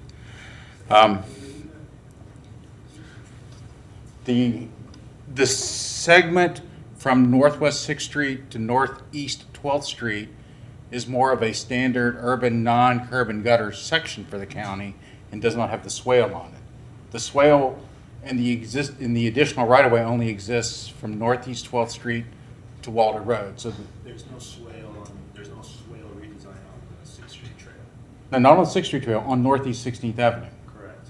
There's a swale, that easement exists from Northwest First where the 6th Street Trail terminates, and it extends all the way out to Waldo Road. Okay, according to our maps, the swale does not exist east of northeast 12th Street, west of northeast 12th Street.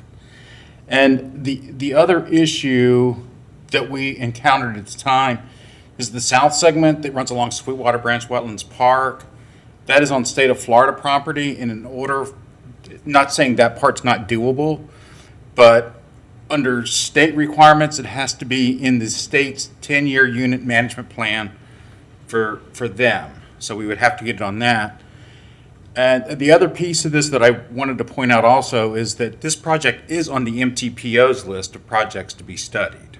So I just wanted to make sure you guys had all of the information that once Mr. Gill presented this many years ago, we didn't just put it in a box, put it on the shelf. It's going through the process. And then the final piece I would share with you is that all of the segments that he showed that could be built by the city of Gainesville are all completed, except for the connection from Depot Park to Sweetwater Branch Wetlands Park, and that project is scheduled to be completed by Wild Spaces Public Places. So just wanted to give you an overview of where we're at and that we have acted on it over the years. Thank you, former interim Public Works Director and Madam Manager. Back to you, Commissioner Santos. Thank you, Mayor. I just wanted to,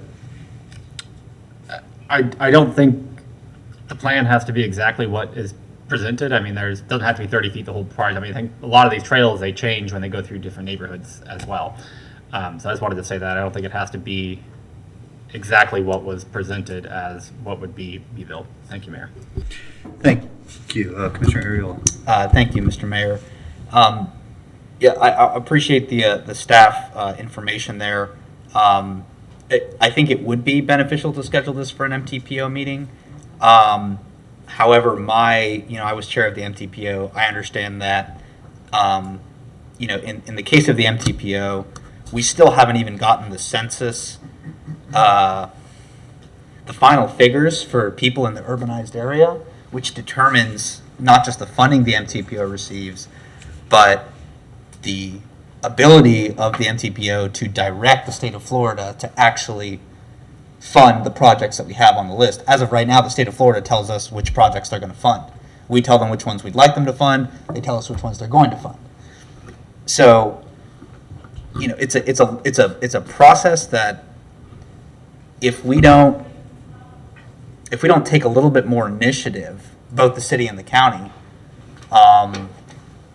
it may be 10 years. I mean, the project will ultimately take a long time to complete. This is a transformative project. The details obviously need to be studied and sorted to figure out how it would look in reality. I think that it's possible, but as you can see, there's already discussion back and forth about differences of technical analysis, which is what a feasibility study would look at. I'm compelled by the idea that my colleague said about adding a couple of larger projects. I would happily support feasibility studies for those projects. I am a bit nervous about putting that into a gargantuan motion without having had presentations on those, but I'm happy to make sure that our government is pursuing those projects.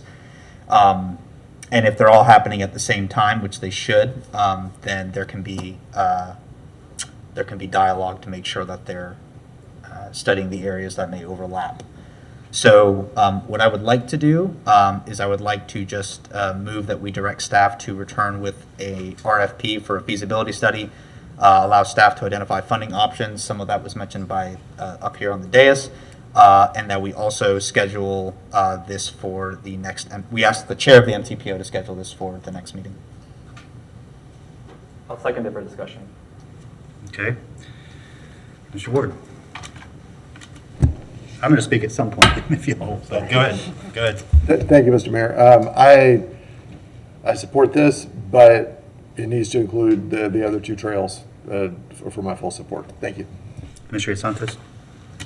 Thank you, Mayor. I'm in a similar place as Commissioner Ward. I think having one RFP for all of them will be cheaper instead of doing all three of them. And also, I think they're connected as well, so we can actually have some continuity. So, if the maker of the motion would allow for that, I would be supportive of it. As the chair of MTBO, I'd be happy to place it on for discussion at the next meeting. Thank you, Mayor. Thank you. Okay, so Commissioner Ward, I share your concern with process. I don't know if there's a word in the English language to describe my reaction to looking at the agenda where more than half of the regular items were added by commissioners.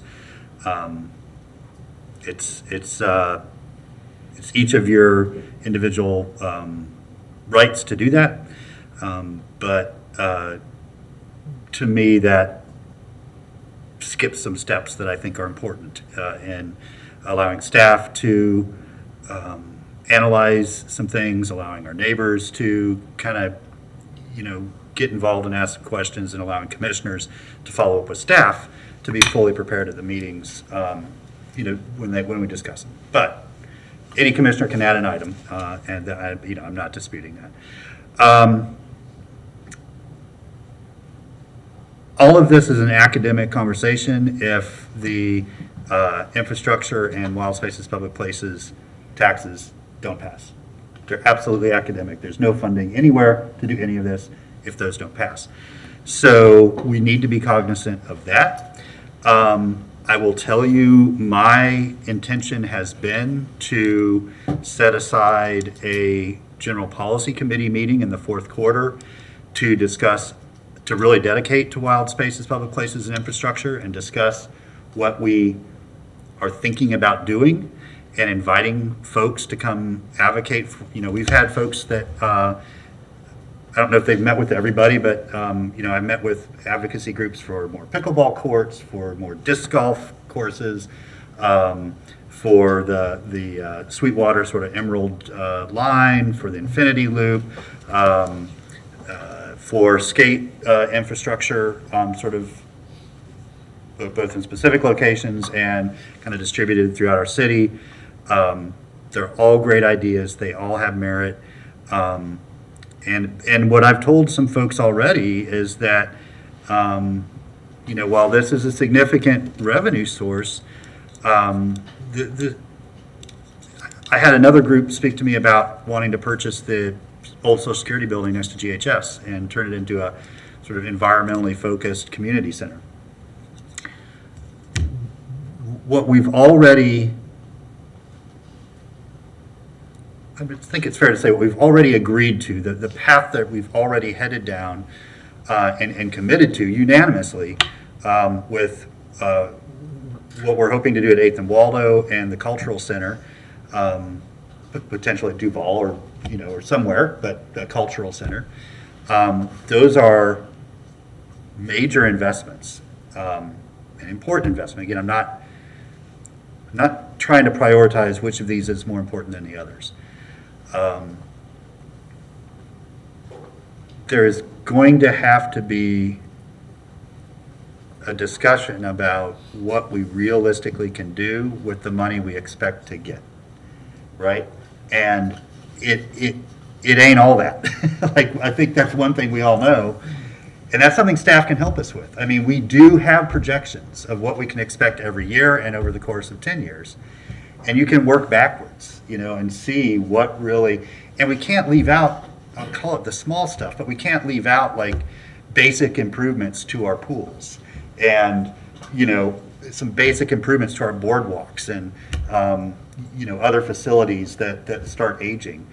And all that has not been part of the discussion. Like really, because staff's gonna, if we ask staff, regardless of any new projects, how much would we need to spend through wild spaces, public places, and an infrastructure tax just to sort of keep our current holdings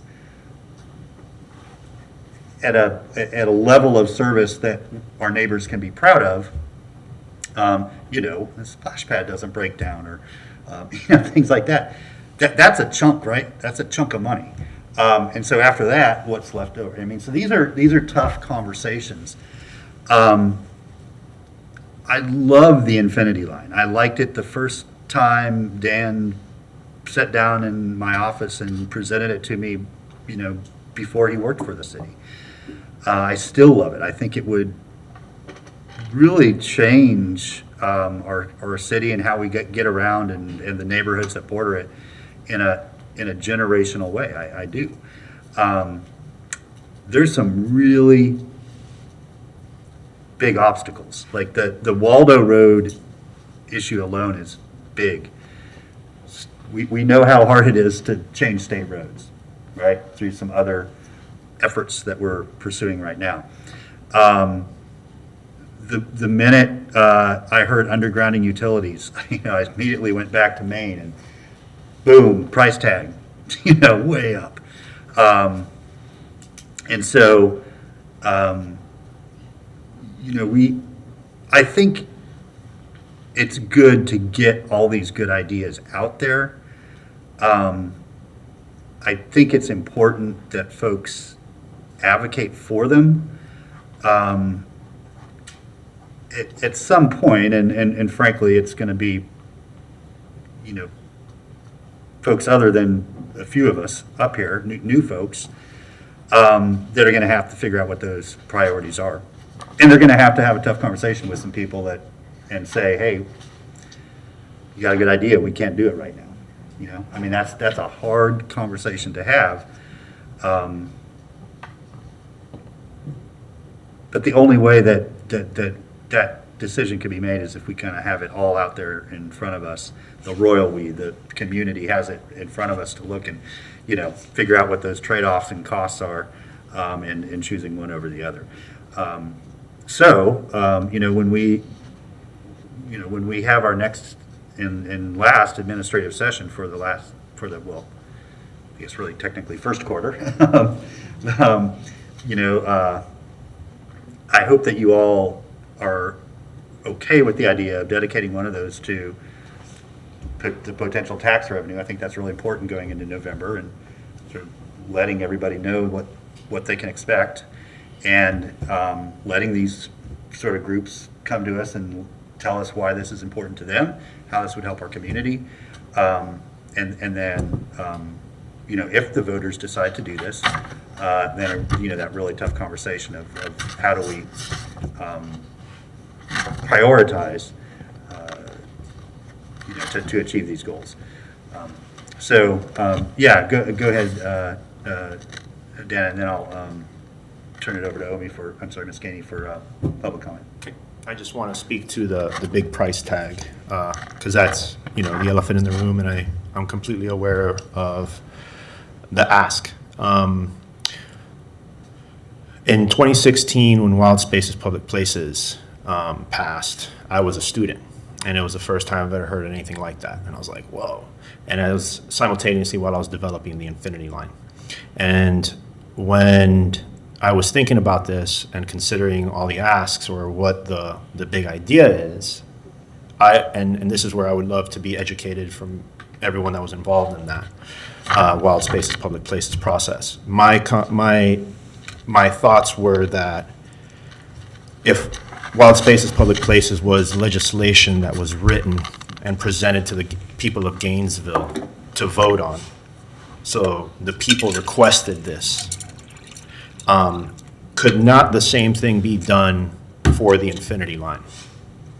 And the Infinity Line have legislation and give this project to the people to vote for, and not necessarily hold this price tag over anybody's head or holding it upon the commission, versus having the people vote, say, hey, Sure. Yeah. So Mr. Gill, absolutely. So basically, the county has the authority to place a levy like that on the ballot for folks. But there are limitations. So the state limits how many cents that you can put out. That's one reason, for example, that they're combining the infrastructure with Wild Spaces, is because you can have a penny out there, but you can't have two. So, okay, understood. Now listen, and the city could do that. I mean, the city could do that too. We could go out to the voters and say, we want to dedicate, like the schools did, we want to dedicate $1 million over X number of years to pay for this project. Would you like us to do that? It's sort of a non-binding referendum, but if a majority, and especially an overwhelming majority, say, yes, we want that, then it's an easy vote for the commission to raise the millage rate, and do it. So there are paths forward to do it outside of the infrastructure / Wild Spaces levy that's being voted on this November. But yeah, there's there's buts involved. I'm aware. Yeah. Okay, thank you. Thank you. Okay, Madam Clerk. Our first speaker is Joachim Nordquist.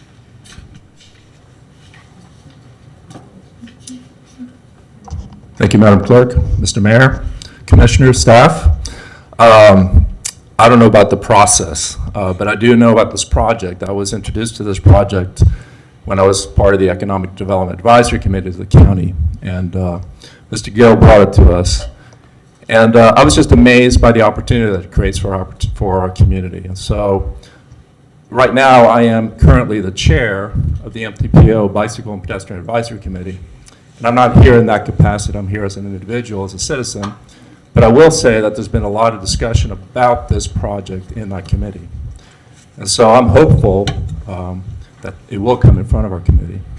And I'm also part of the Sweetwater Branch private citizens that are involved in that project, so I'm familiar with that as well. The other thing I wanted to mention is that there is an update to the bicycle master plan that is planned as well, and I believe that's a county-wide effort that could possibly incorporate these things as well. My understanding is that that's imminent, and I don't know exactly where that stands. My understanding is it's an agreement between the county and the city, and so I don't know exactly where that stands, but certainly I think that, again, could be another vehicle to look at all these issues that we're talking about in terms of the bicycle and pedestrian-related issues that our community faces, and incorporate this as well. But I want to commend Mr. Gill for his vision for our community. I really think he's done an outstanding job. When I first saw it, I was amazed. And what it did for Atlanta, what that Beltway has done for Atlanta, and the economic development that it's created and the opportunity for their citizens, it's truly amazing. And so I'm hopeful that our community will engage in this process and move this project forward. So thank you. Thank you. And Mr. Mann, after public comment, if you did have an update on the master plan and where that is, you were nodding. It seemed like you knew something. That'd be great. I talked to Mr. Mann, former interim public works director, Phil Mann. Madam Clerk, next speaker, please. Our next speaker is Chuck Ross, followed by Jolie Beatty.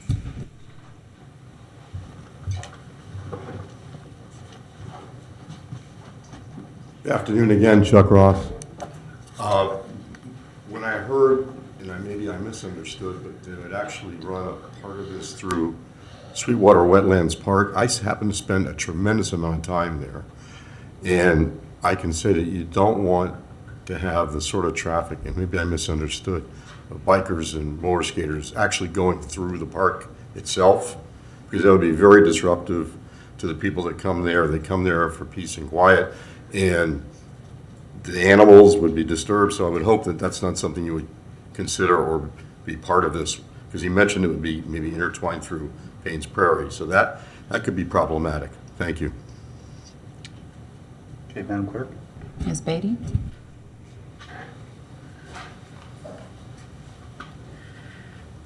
Joe Beatty again. First of all, I want to commend Mr. Gill for his work and his vision, and please don't take any comments that I say about that, because I'd love to see that come to fruition.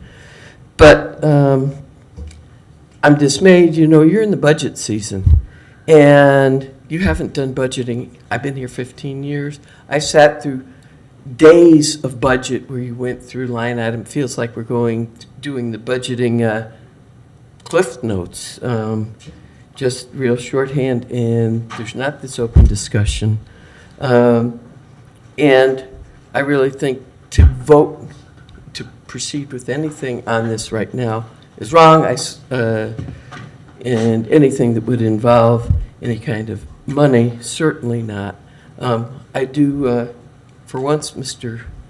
Poe, agree with many of your comments and appreciate them. I've got a problem with the wild spaces surtax ask right now. This surtax already runs. People are in difficult situation. You have a couple more years on it, so that's a problem. And over time, among the issues that I've really followed fairly closely is the wild spaces. And it was initially done with an oversight board and being sold with projects. And now it seems to devolve to, just coming and looking for more ways to spend the money without a plan. And, I've got a problem once again with the process. And think we need to slow down. As you alluded, we've got serious problems here with the finances. In April 20th, we were told that it was, you were 17 months behind in reconciling your accounts. You don't really know what you have. And I think that the next commission is going to really have a really difficult job, because I think that we're going to have to start tightening our belts like citizens have been asking you for years, to tighten the belts, reduce the transfer from GRU, and people are having a real hard time. In all these years I've been here, no changes on the east side. And, so I think we have to be careful. It's not that I don't want to see a project like this, but I think you certainly have to have more in-depth. And I will say that we have spent close to an hour on this. And when people like Ms. Tanzer comes on the exclusionary zoning, she gets 3 minutes. Thank you, Ms. Beatty. And I really think there's something amiss with this commission. And Thank you, Ms. Beatty. I Thank hope you give the Thank you. people on the Thank zoning you, issue. thank you. Hey, look, Thank you. Mr. Ms. Beatty, Botcher thank got you, 2 thank you, minutes thank you. over. Appreciate your You could let me comments finish. very Thank you. Thank you. Madam Clerk, anybody else? Okay, thank you. Okay, there is a motion on the floor to ask staff to bring back an RFP for a feasibility study for this project. I'm just going to tell you, Commissioner Ariola, that I want to wait till we have the broader discussion at a dedicated GPC meeting, and allow staff a little bit more time to look at how they might package an RFP. There's a lot of things that are going to need some analysis and study, and I want to wait until we kind of give them the chance to look at all that in toto. And again, eventually, I'm going to vote to do what we need to do to keep this moving forward. Like, I believe in this project. I just don't want to isolate it from the other parts of the discussion that I think are equally important. Commissioner A. Santos? Yeah, thank you, Mayor. Just wanted to update on the bike pedestrian master plan. It should be coming back to the MTPO for an update at our next meeting. Oh, beautiful, okay.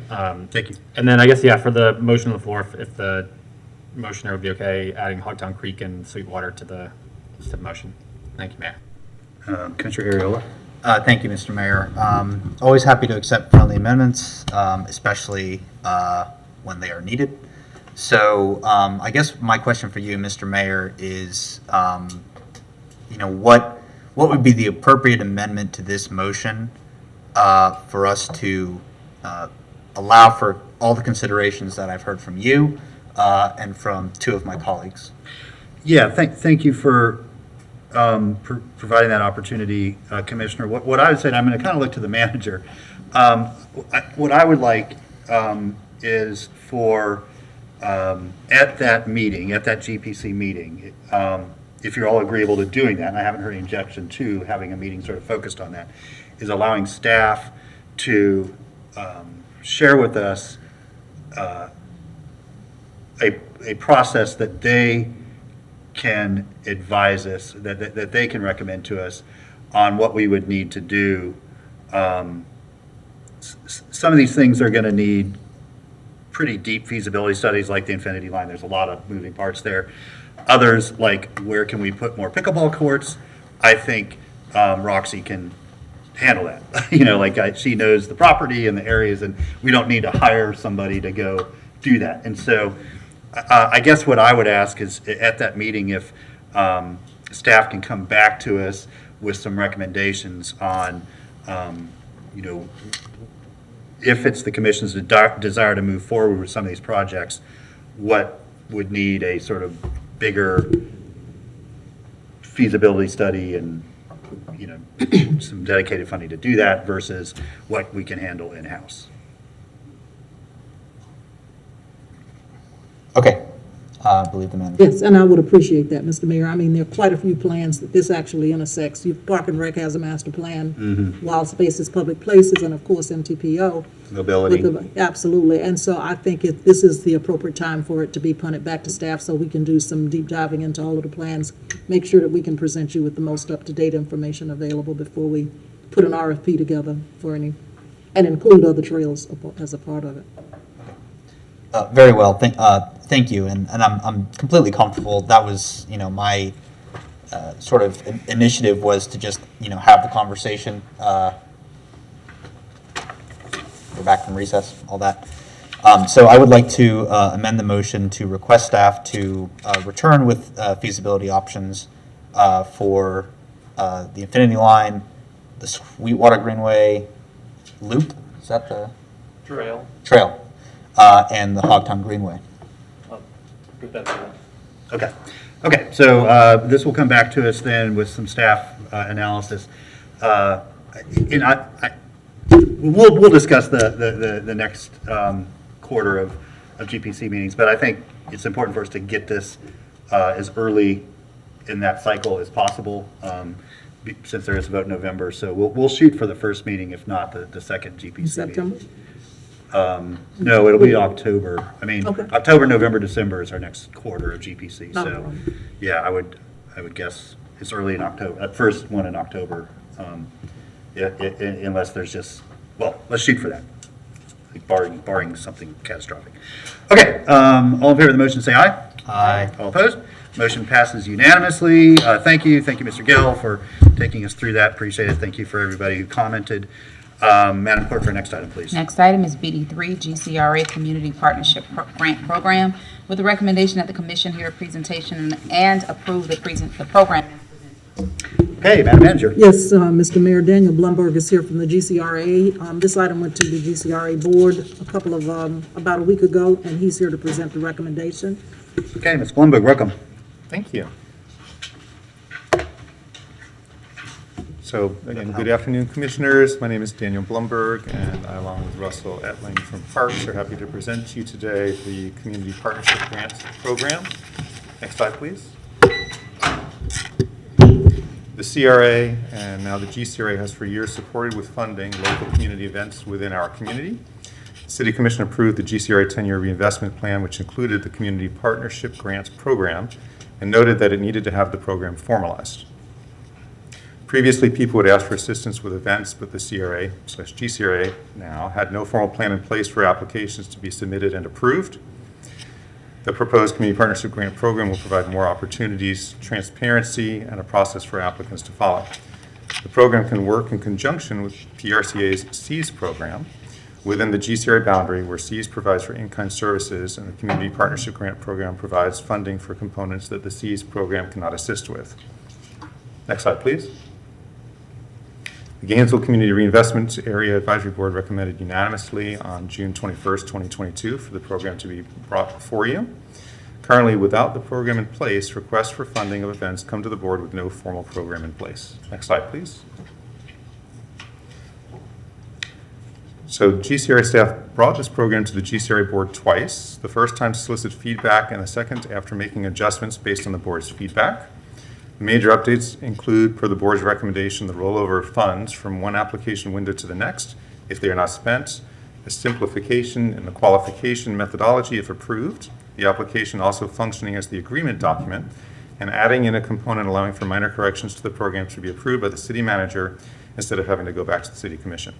Example of a minor correction would be grammatical changes or clarifications. Major changes would still require the city commission's approval, and would be, for example, changes to the maximum dollar amount that the grant recipients could receive. This program directly addresses Goal 3 of the City of Gainesville Strategic Plan, a great place to live and experience by supporting programs and activities for diverse ages. Next slide, please. I'm going to let Russell speak to this one. Russell Etling, Cultural Affairs Manager with Parks, Recreation and Cultural Affairs. The SEAS grant program has been around for a number of years. It has been renamed the Special Event Additional Support Grant. It is an in-kind contribution to agencies request, so that the agency, it needs to be an outdoor event, they need to be a 501c3, and what happens is they write the grant, and we assign a dollar amount to it, and then it's an interfund transfer to support police, fire, traffic services, or waste cleanup. And so there's not a direct dollar award to the agency, but rather interfund transfer. And the grant is principally based on whether it's a 1, 2, or 3-day event. And I think that's pretty much it. Thanks. Thank you, Russell. So the proposed event budget is part of the application process, showing the total event budget and what the requested community partnership grants would be for. The grayed out section in the center reflects that this component is one that can be applied for from the SEAS grant for the support services that Russell just went over, being the services for traffic, parks cleanup, waste, GPD, GFR, if the organization is a 501c3 organization. The community partnership grant can provide supplementary funds if the costs for said support services are beyond what the SEAS program can cover within the bounds of any approved grant funds under this program. Next slide. This table shows 4 differences between the community partnership grants and the SEAS grants. You can see for the community partnership grant, the area is solely within the GCRA district. The SEAS grant is citywide. For program offerings, the community partnership grants funding of up to $5,000 per application. The SEAS grant, as been discussed, is for in-kind support services. The application period for the community partnership grant is twice per year. The SEAS grant is once per year with the possibility of twice per year. And program funding for the community partnership grants would be $20,000 for the fiscal year, $10,000 per application cycle. The SEAS grant has up to $44,000 annually. Next slide, please. So for next steps, PRCA will look at matching the community partnership grant programs, application timetable, and having 2 applications windows per year. GCRA is going to be working on a separate special events economic development program to assist special events within the GCRA district. These events could include the possibility for special concerts or sporting events as examples, and it would allow for profit events to apply. Next slide, please.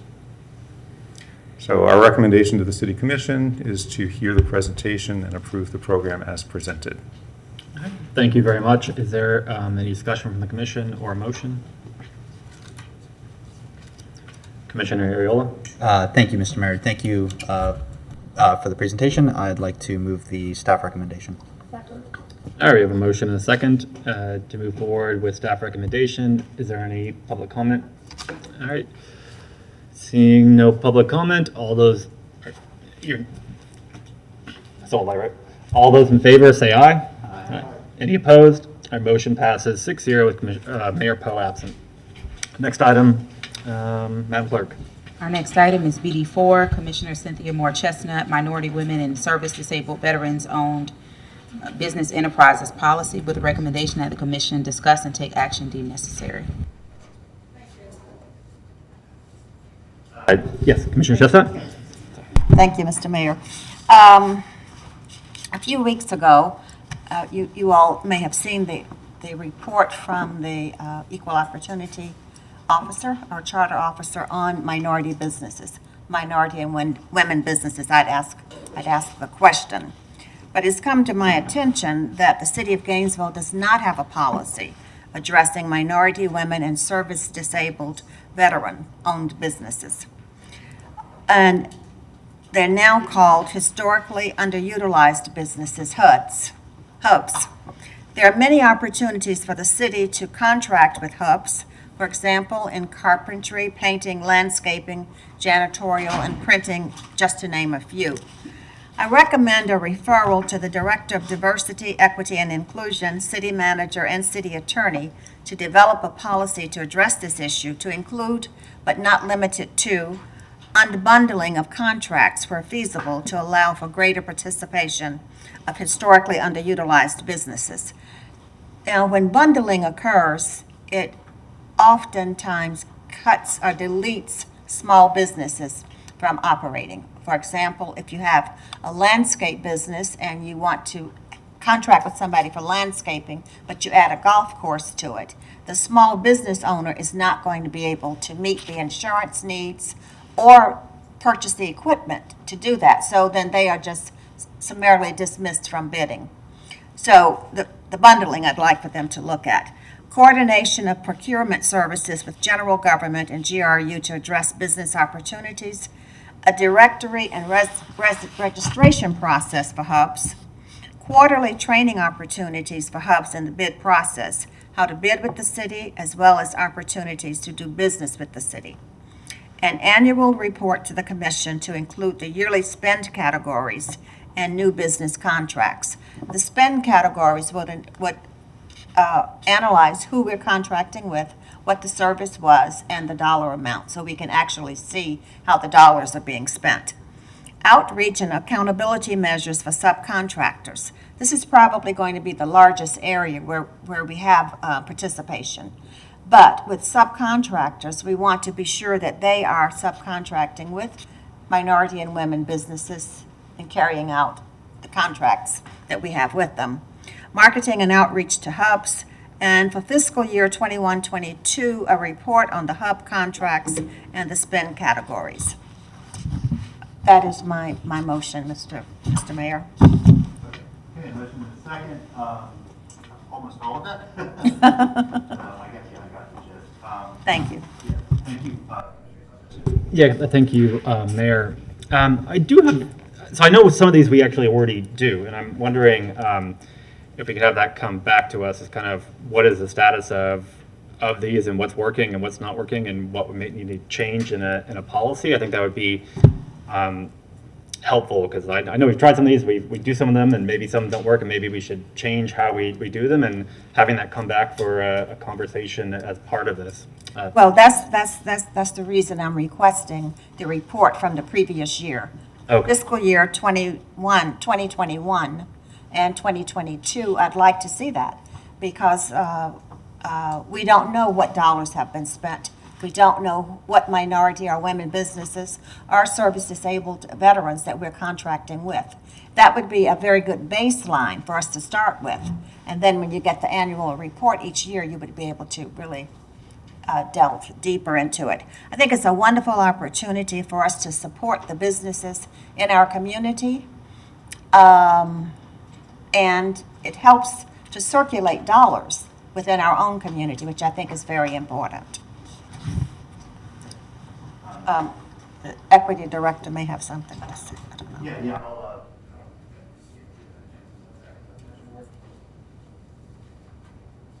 Thank you, Mr. Mayor. I appreciate the motion. I'll be supporting it. I would like to make sure that we include not only general government, but also GRU, so the general manager and the city manager. And I know that we have a study on the street right now that we've already, that is working, correct? Mr. Folsom, if you'd tell us more about that, and if that intersects and how that intersects with what we're talking about, that would be helpful. Because it's been a while since we had a discussion about it, so, yeah. Thank you, Mayor and Commissioners. Zariah Folsom, Interim Director for the Office of Equity and Inclusion. So first, I'll say that we are in support of what Commissioner Chestnut would desire for us to do. I think it'd be a good rehash for us to outline some of the things that we're already doing so people are aware, because some of these things we're already doing and some of these things we would like to start doing. Also, just so people are aware in the public, as you guys know, we have a disparity study on the street that's going to highlight all of these issues. And within that disparity study, they're going to come back with a roadmap for us to follow, if you will, and say, hey, here are all the areas where you can improve your interaction as it pertains to small businesses. Also, keep in mind that one of the reasons why we're doing a disparity study is that it helps ensure any race or gender-based remedial programs will withstand scrutiny in a court of law. Simply put, we don't have a program per se that is geared strictly to minorities at this point, is geared strictly to women at this point, simply because we need a disparity study to do that. So our small business program encompasses, though, outreach to small women, to small business businesses owned by women's, minorities, as well as service-disabled veterans. So we're already outreaching to that area, but the disparity study is going to help us strengthen that to see where those disparities in terms of have they been getting contracts, have they been allowed to be able to adequately participate within the procurement process here at the City of Gainesville, and that also includes GRU as well. So when we say the City of Gainesville, we're all encompassing when we say the City of Gainesville. So I'm in support of the motion as well. I will tell you though, the last part of the motion, in terms of staff being able to come back with the spend categories, may be something that may take a little time because of the integration of Workday and being able to capture some of the information that we may need. But I'm excited to be able to see that as well. I think that's one of the things that any small business wants to know. Okay, City of Gainesville, where are you spending money? So I can know where can I apply, where can I participate with my particular business. So that is something that's definitely important. Also, I would encourage people to go to the Office of Equity and Inclusion's website, and if you look in the left-hand column of the old website, it's a different layout on the new one, but the old website, if you look in there, you'll see where we have information in terms of the policies that we currently have, as well as the small businesses that have already been certified businesses with the City of Gainesville as well. So that is a resource and a tool, not just for our external stakeholders, but even anybody that's doing purchasing within the city. They know that they can go to that website as well and get a listing of all of our certified small businesses. But with the intent of what Commissioner Chestnut wants to do, we wholeheartedly support any effort that allows for us to be able to do a better job of educating not only the external public, but our internal stakeholders as well in terms of what we're already doing. For example, the City of Gainesville already has policies on the books right now that small businesses get a 5% extra bump, if you will, in terms of the bid requirements, in terms of the scoring, because you're a small business, especially when you're a certified small business with the City of Gainesville, a process that we would love for you to participate in and we will walk you through. We're also doing some engagement this fall in terms of educating our small businesses of, hey, this is how you do business with the City of Gainesville. This is how you do procurement, whether that be GG or GRU. This is how you participate in those opportunities. So I am in support of this motion to be able to come back with this information. The only caveat that I would have on that is that spending category. We would have to get with staff to see if they can pull that information for us. But all of the other items, we more than willing would want to come back and present those findings. Lastly, I would love to, they've already been in support. The city manager has already been in support. She's in support of several of these things that Commissioner Chestnut is mentioning right now. Staff is in support of those things as well. I believe that you guys will be in support as a collective body when they're brought back to you. So we look forward to bringing back to you any other creative things that we can do to strengthen our outreach and commitment to the small business within our community.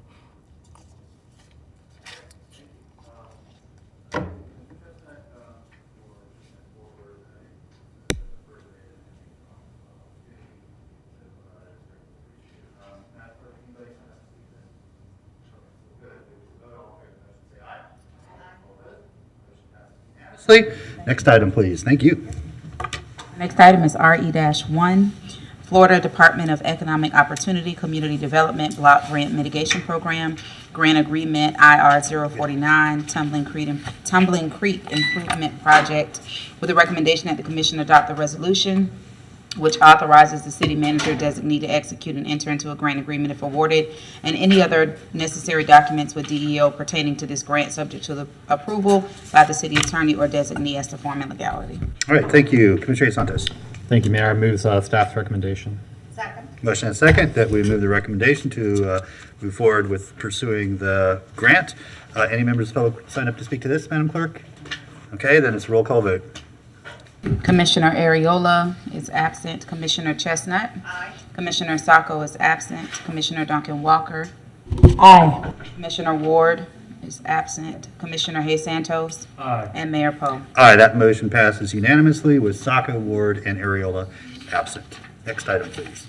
Our next item is the adoption reading of ordinance 211151, land use change of 1.27 acres of property located on the Southwest 16th Avenue west of South Main Street. An ordinance of the City of Gainesville, Florida, amending the future land use map of the comprehensive plan by changing the land use category of approximately 1.27 acres of property generally located on Southwest 16th Avenue and west of South Main Street is more specifically described in this ordinance, from conservation to single family, providing directions to the city manager, providing a severability clause, a repealing clause, and an effective date. Mr. Castillo, welcome. Good afternoon, Commission and Mayor.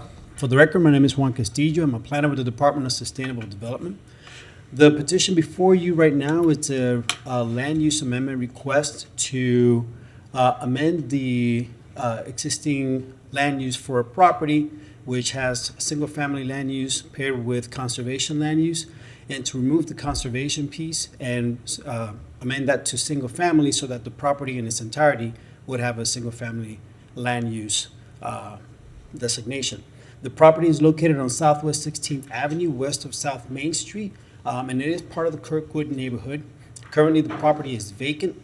It is approximately 1.27 acres in size. The conservation piece on the property, the staff have been able to go out there and verify that there is no wetlands or no conservation or sensitive ecological lands that we need to be aware of. There's also a report that's in your backup that also denotes these findings as well. Wrong direction. So staff has reviewed the criteria for the amendment of land use and has found that it meets all the review criteria, which includes consistency with the comprehensive plan, compatibility with surrounding land uses, as well as the environmental impacts and constraints. Therefore, staff is recommending approval of the petition before you. This item came before the City Plan Board on 4/28 of '22, and the Plan Board approved it as well. With that, I say thank you, and I am here and available for any questions that you may have. The applicant, unfortunately, was not able to be with us today, so he's not here, but I'm here to answer any questions you may have. Okay, thank you, Mr. Castillo. Commissioner Santos. Thank you, Mayor. I move ordinance 211151 on adoption, reading by title only. Okay, motion and second that we approve the proposed ordinance. Any members of the public signed up to speak? No? Then back to the commission. Oh, time's up. Time's up. Roll call vote, please, Madam Clerk. Commissioner Sacco is absent. Commissioner Hayes Santos. Aye. Commissioner Ward. Commissioner Ariola is absent. Commissioner Chestnut. Commissioner Duncan Walker. Aye. Mayor Poe. All right, that motion passes unanimously with Sacco and Ariola absent. Second reading of ordinance 210836, vacation of public right-of-way, 20-foot wide row overlapping 3 tax parcels located in the 200 block of Northwest 1st Avenue. An ordinance of the City of Gainesville, Florida to vacate, abandon, and close certain portions of a public right-of-way located in the 200 block of Northwest 1st Avenue is more specifically described in this ordinance, providing directions to the city clerk, providing a severability clause, a repealing clause, and an effective date. Okay, this is on second reading. Commissioner Hayes Santos. Thank you, Mayor. I move ordinance 210836 on second reading by title only. Motion and second to approve the ordinance on second reading. Anybody sign up to speak to this? Okay, back to the commission for roll call vote. Commissioner Ward. Aye. Commissioner Chestnut. Aye. Commissioner Sacco is absent. Commissioner Duncan Walker. Aye. Commissioner Ariola is absent. Commissioner Hayes Santos. Aye. And Mayor Poe. All right, that motion passes unanimously with Sacco and Ariola absent. Next item, please. Second reading of ordinance 210851, charter amendment addressing vacancies in office. An ordinance of the City of Gainesville, Florida, proposing an amendment to Title 2.04 entitled Election and Terms of the Charter Laws of the City of Gainesville, providing for submission of the charter amendment to the voters for approval or disapproval at the November 8th, 2022 election, approving the question to be placed on the ballot, providing that this charter amendment shall become effective if approved by the voters, providing directions to the codifier, providing directions to the city clerk, providing a severability clause, providing a repealing clause, and providing an immediate effective date. Okay, thank you. This too is on second reading. I believe that Mr. Nee worked on some language that he was going to share with us to try to show a little bit more clearly the intent of this. Did you want to show that on the overhead? Yes, Mr. Mayor. This would be the ballot language that people would read on the actual ballot, correct?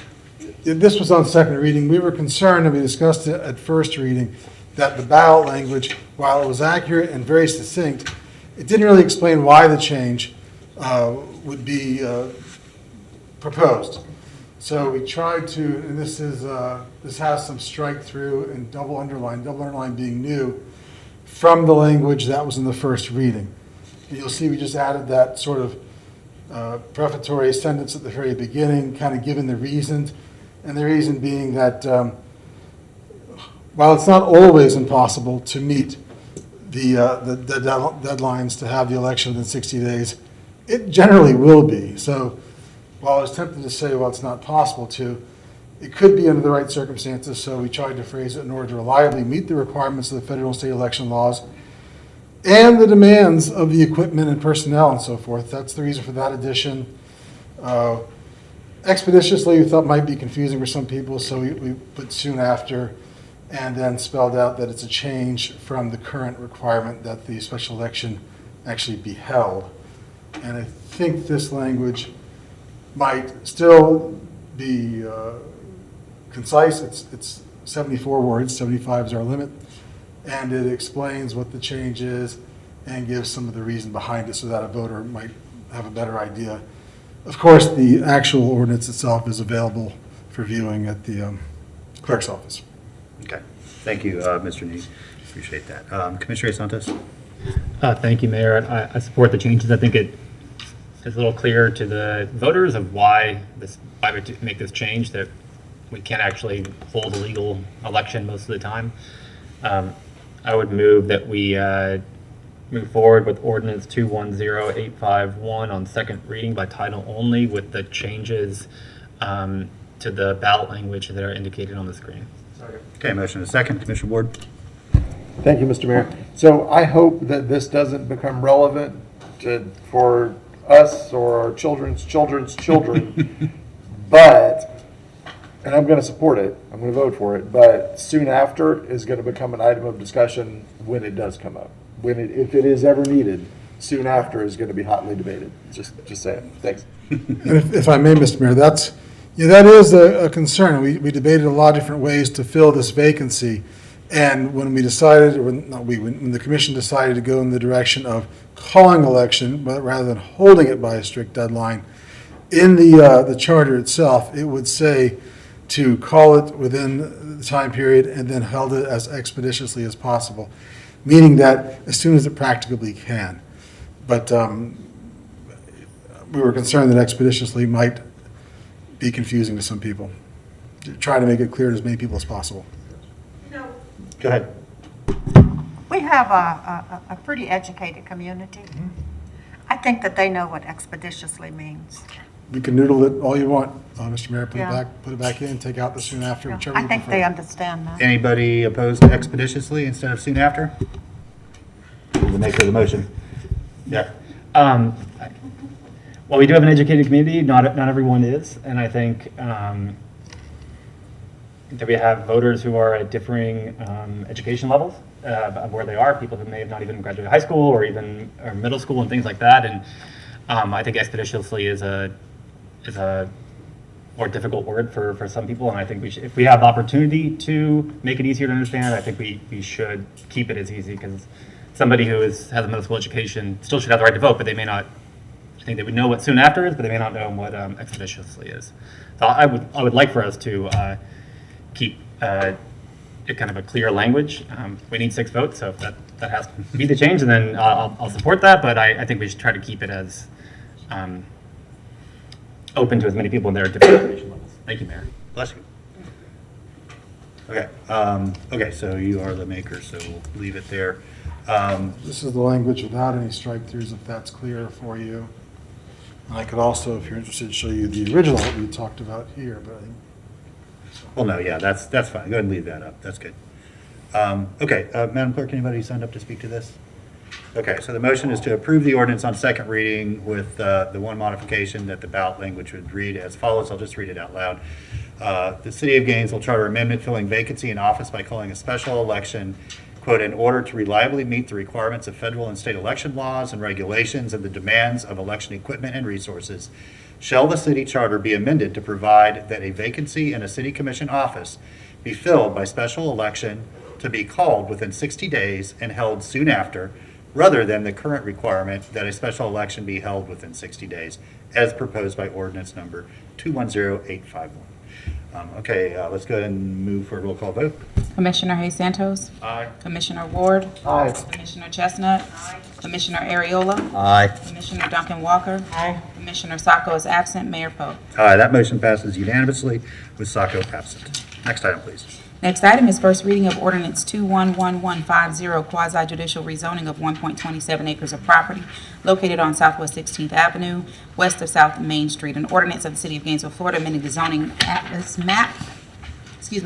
map atlas by rezoning approximately 1.27 acres of property generally located on Southwest 16th Avenue and west of South Main Street is more specifically described in this ordinance from conservation to single-family residential, providing directions to the city manager, providing a severability clause, a repealing clause, and an effective date.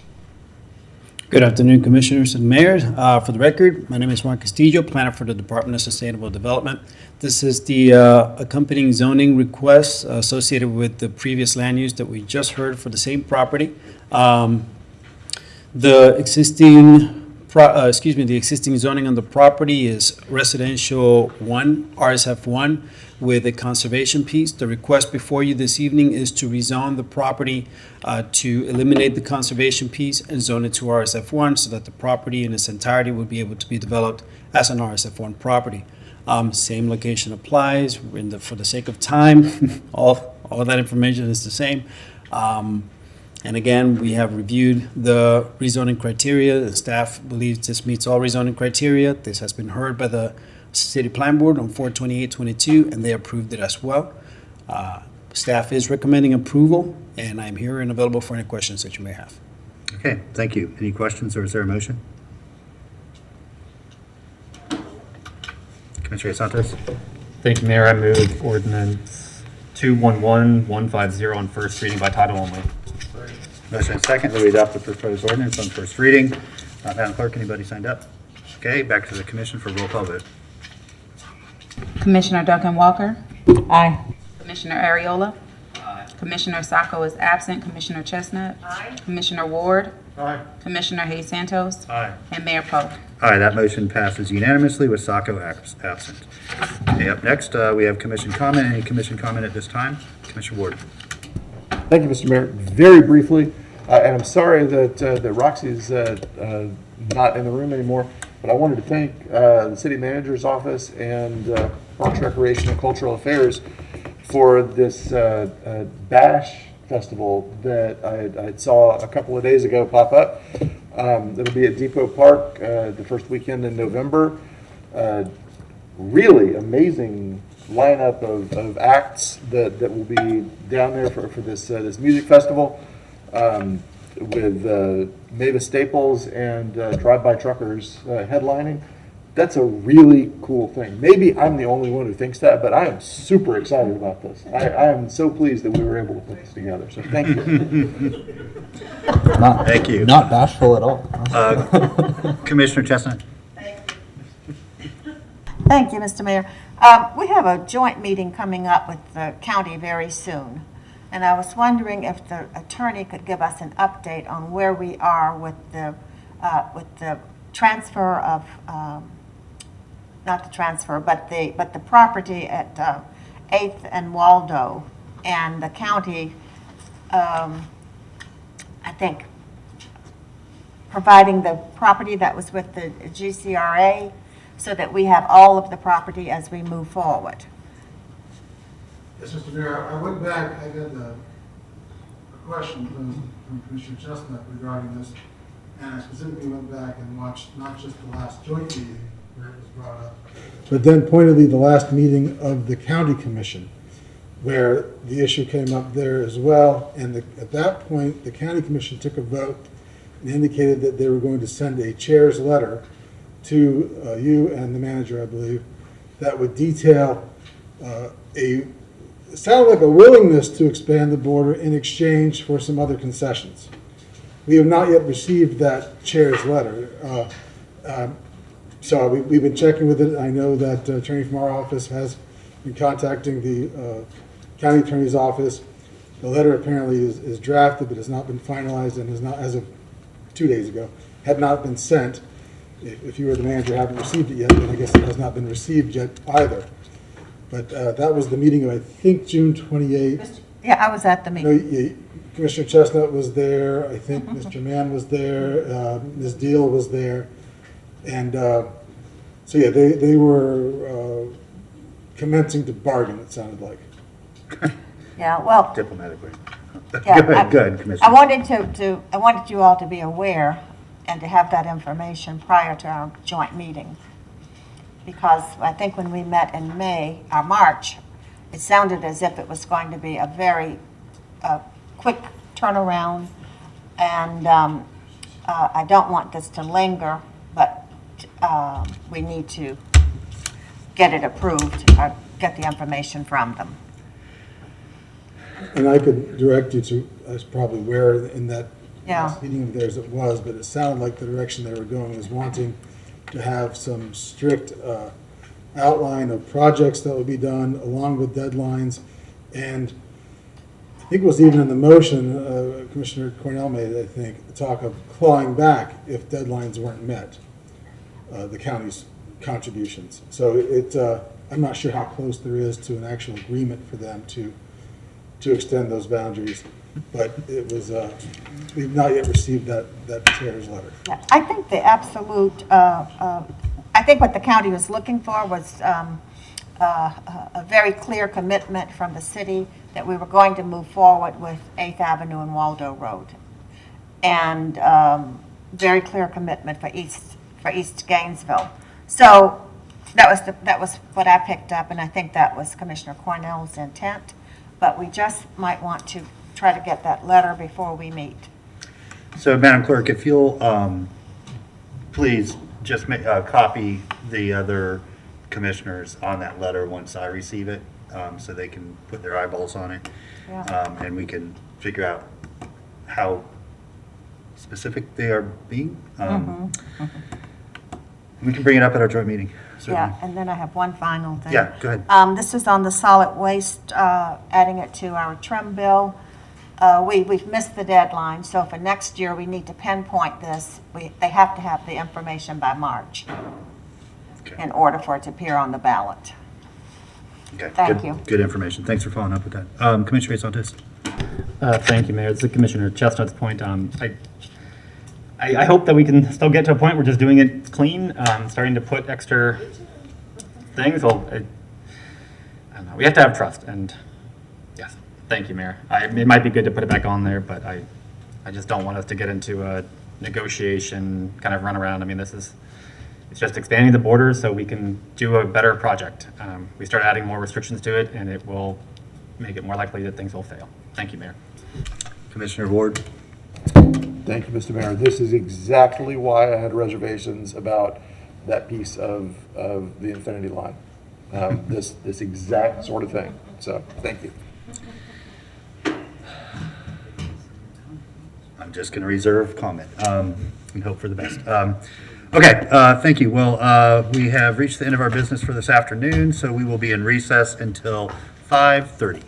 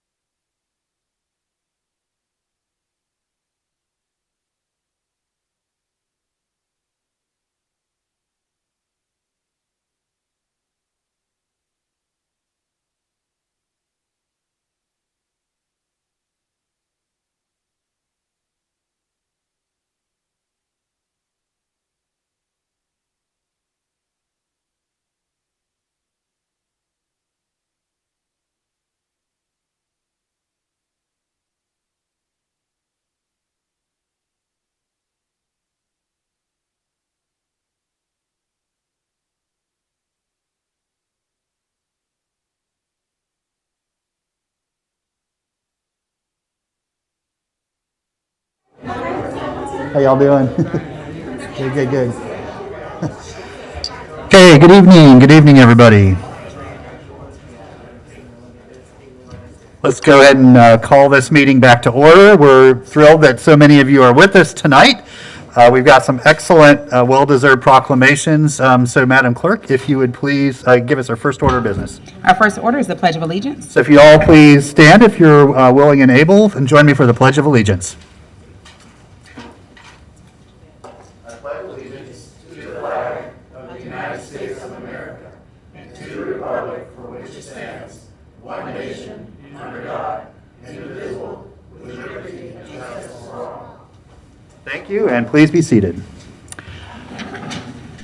Okay, Madam Clerk, our first proclamation, please. Our first proclamation is Parks, Recreation, and Cultural Month 2022. All right, we've got a bunch of folks from our Parks, Recreation, Cultural Affairs Department. We'd love to have, come on, Roxy, gotta get up here too.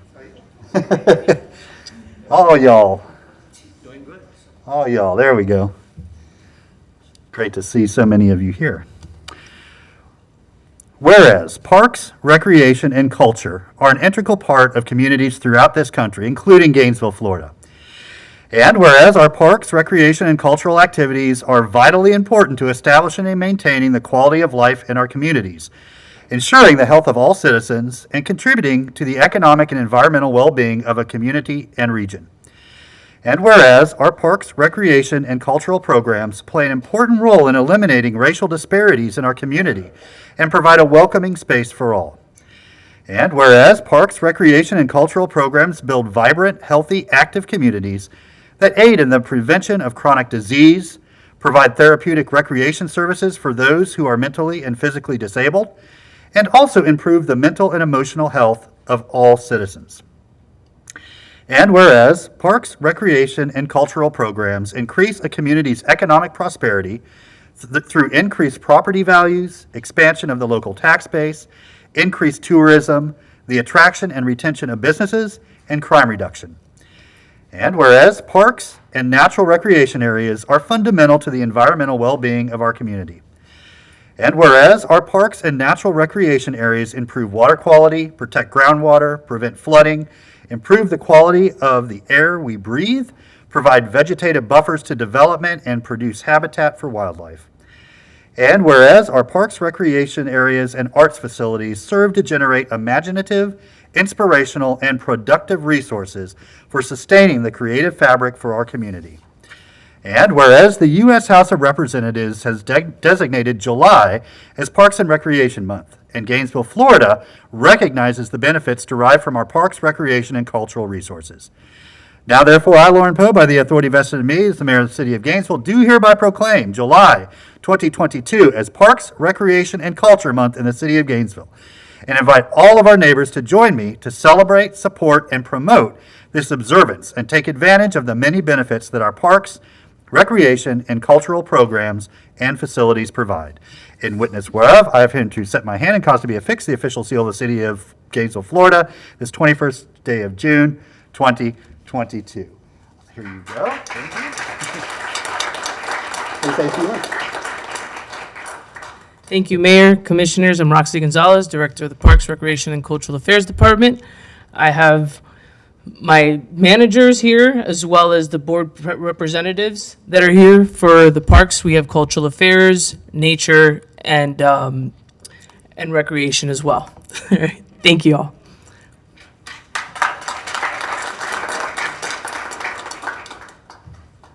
Good afternoon, Mr. Mayor. Good afternoon, Commissioners. I just want to say thank you guys so much for this proclamation. It's a wonderful thing.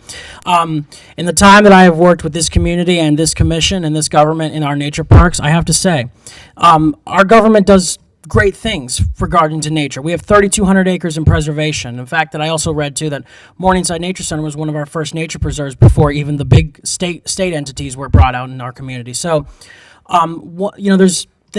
they have great benefits for the parks. They do everything to enrich our communities. And I'm going to tell you right now, I've lived all across this state. And Gainesville, you guys are the top when it comes to protecting green spaces and conservation lands. Thank you.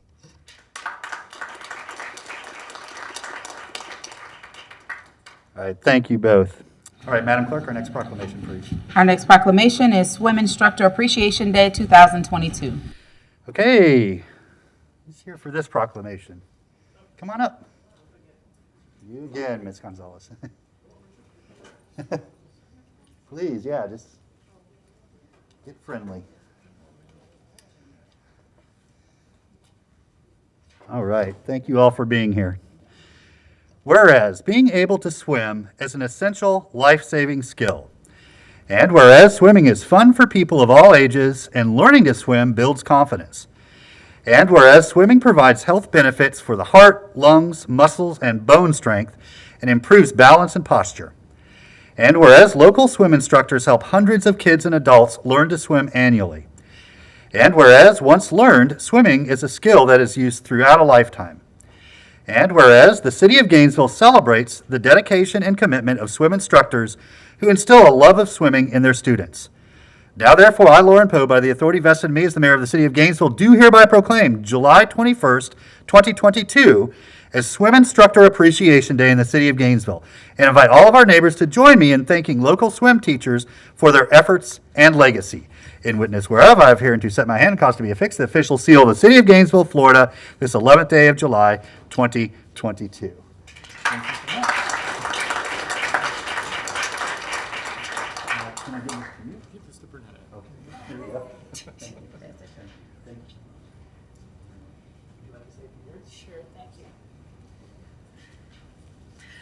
Good afternoon, good evening. Thank you so much. We appreciate very much this proclamation. I've been teaching swim lessons for 50 years, along with Mr. Richard Adams. This is Mrs. Mickle, who is the wife of our original instructor, Mr. Andrew R. Mickle, who is the pool that we work in is called the Andrew R. Mickle Senior Pool. And this is Mr. John Smith, Mr. William Smith, rather, and then Miss Minnie Smith. And this is Scott Chase, the aquatics director for the City of Gainesville for Parks and Recreation. Thank you so much. And I am Bernadette Harper. Thank you. So I've been a lifelong citizen of Gainesville, and most of us have or been here so long, it's like life. So our dedication to learning to swim started with Mr. Mickle, and we continue it because he instilled in all of us a love for swim and a love for the activity and for the physicalness of swimming and the importance of passing that on to other children, to other families. We teach children from infant toddlers all the way up through senior citizens. I think the oldest citizen that I've taught is 85 years old. So it's never too late to learn how to swim. It's never too early to learn how to swim. And we encourage everyone to participate in the aquatics activities with the Parks and Recreation. We all love the neighborhood. We all love the community. We've had so much support from the community and the neighborhoods and the families that live in the neighborhoods and in the communities. So I can't say enough. Thank you, Mayor and Commissioners, for considering us for this honor. We appreciate it very much. We always encourage children to go on and swim. We do have a few children have gone on to swim on swim teams, and we're always encouraging our children to learn to swim even better so that they can get some of the summer jobs as a lifeguard and swim instructor. And that's our goal and mission, to help continue the legacy of water safety and fun. Thank you very much.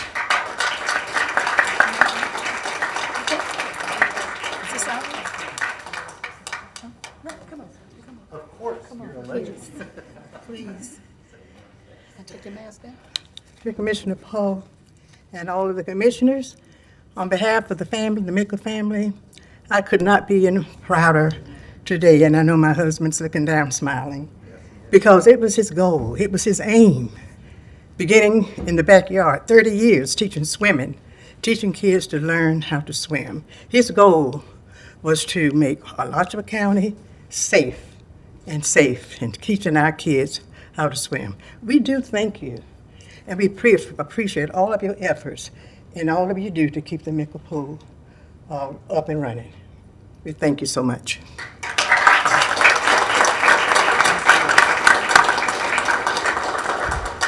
Thank you, and I know you all know, but for all those watching, we are in the presence of legends tonight, legends, and we are very honored that y'all been here. So thank you for accepting the proclamation and for all you do for our community. All right, Madam Clerk, our next proclamation, please. Our next proclamation is Museum and Cultural Center Month, 2022. Got our museum folks here, thank you. So let's see, we have UF and Thomas Center, Cade, and Cotton Club, and Aquin, right? Yeah. So we're pretty blessed to have so many different museums and museum representatives with us tonight. And you're not going to see the fancy flourish at the end because they've already received their proclamation. So I'm just going to read it so everybody can celebrate together. Whereas it is apparent that museums and cultural centers are institutions that preserve the beautiful culture of Gainesville, embodying Gainesville's slogan, "The place where nature and culture meet." And whereas museums and cultural centers are institutions in the service of society and its development. And whereas museums and cultural centers are open to society to conserve, research, and communicate the tangible and intangible heritage of humanity and its environment for the purposes of education, study, and enjoyment. And whereas Gainesville's world-renowned museums and cultural centers not only strengthen ties within the community, but also bring visitors to Gainesville to strengthen the city's economy. So now, therefore, I, Lauren Poe, by the authority vested in me as the mayor of the city of Gainesville, do hereby proclaim July 2022 as Museum and Cultural Center Month in the city of Gainesville. In witness whereof I am hereunto set my hand, cause to be affixed the official seal of the city of Gainesville, Florida, this 11th day of April, 2022. So we congratulate you and invite any or all of you to say a few words. I would like to thank the mayor and the commission for approving this proclamation.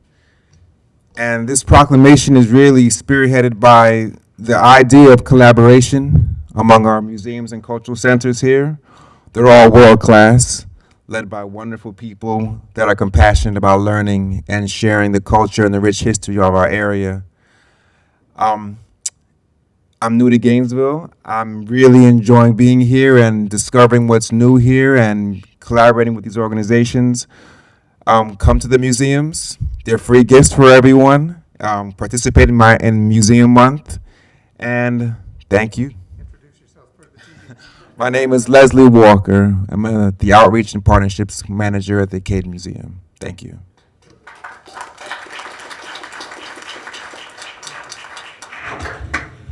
Darcy, can you just show off your helmet?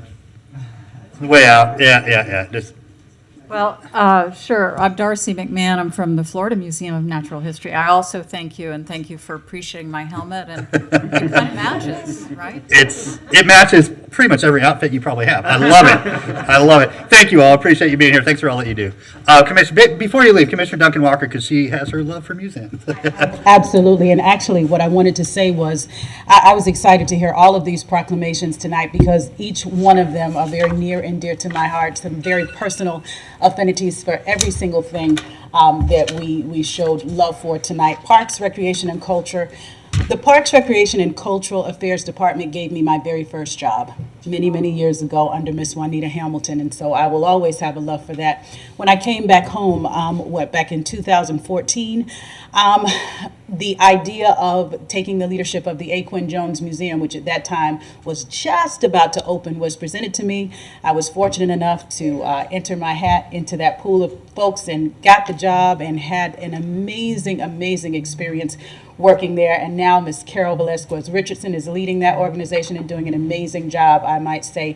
I totally look forward to everything that we have in store coming from the A. Quinn Jones Museum and Cultural Center. And then, absolutely, Swim Instructor Appreciation Day. Oh my goodness, I looked out and I saw Bernadette Harper, and I remembered the many, many years of dedicated time that she has given to teaching swimming, and my heart really overflowed. And then Miss Mickle, you know how long we go back. I have to tell this story really quickly. So I learned how to swim with Mr. Mickle, Mr. Andrew Mickle, at their home. And I used to love to go over there. It was a tremendous experience for me. My grandmother would take me, and our families were near and dear friends. This one particular day, it was time for me to graduate from being in the shallow end of the pool to the deep end. Now, that's a big deal for kids learning how to swim. And I was very excited, and Mr. Mickle had a long pole that he would take you over to the deep end, and the thing was to hold on to the pole and jump into the deep end. And so I was just about to jump in. Mr. Mickle was just about to count to 3, and I said, wait, 1 minute. I ran over to my grandmother and I whispered in her ear. I've never been a good whisperer. Whispered in her ear, Grandma, is he a professional? I had to be about 6 years old. From that day forward, my grandmother was banned from the pool because she was a distraction to me. But I ended up jumping into the pool in the deep end and learning to love to swim. And it was under Mr. Andrew Mickle's tutelage and guidance that I developed one of, I think, the most critical skills that a person can have. We just talked about, I believe, in the last meeting, how important pool safety is, water safety. And I can tell you that I really learned that skill under Mr. Andrew Mickle at the Mickle home.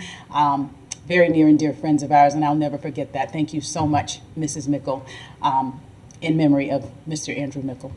And then last but certainly not least, Museum and Cultural Center Month. I know I gave Carol the shout out. I think we have such a tremendous opportunity here to continue partnerships with local museums and organizations. So I'm really excited about that. What we have in the Aquin Jones Museum is a tremendous opportunity to take that organization even further.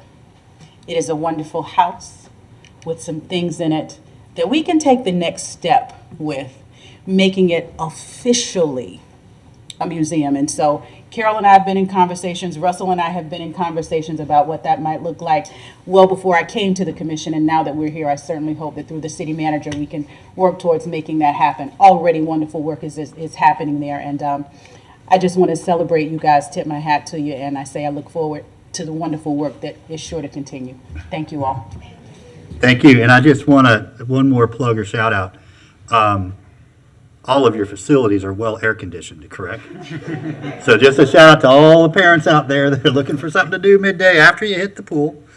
Then you can go over to, go to any of these number of museums and cool off and have a good time. And you will not get out of there without learning at least a little something.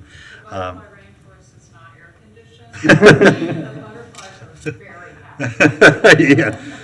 Well, let me tell you, we just went to, we'll get on with our business, folks, I promise, but we visited the aquarium in Chattanooga with my family this summer, and they have a butterfly area up at the top of one of theirs, and even my kids were like, Dad, please. Like, this is so small, and then no butterflies. They're so spoiled from what we have over there at the Museum of Natural History. So yes, our cup runneth over, and we are grateful. That would not be so if it were not for all of you. So thank you so much for everything that you do. It's fun to celebrate like this. And so you are welcome to stay around for the rest of our meeting. We have lots of exciting things that Commissioner Hayes Santos has brought to share with us. But if you would like to go on about your evening and get back with your loved ones, we also understand that. Thank you all. Thank you. Madam Clerk, we'll just give them a moment.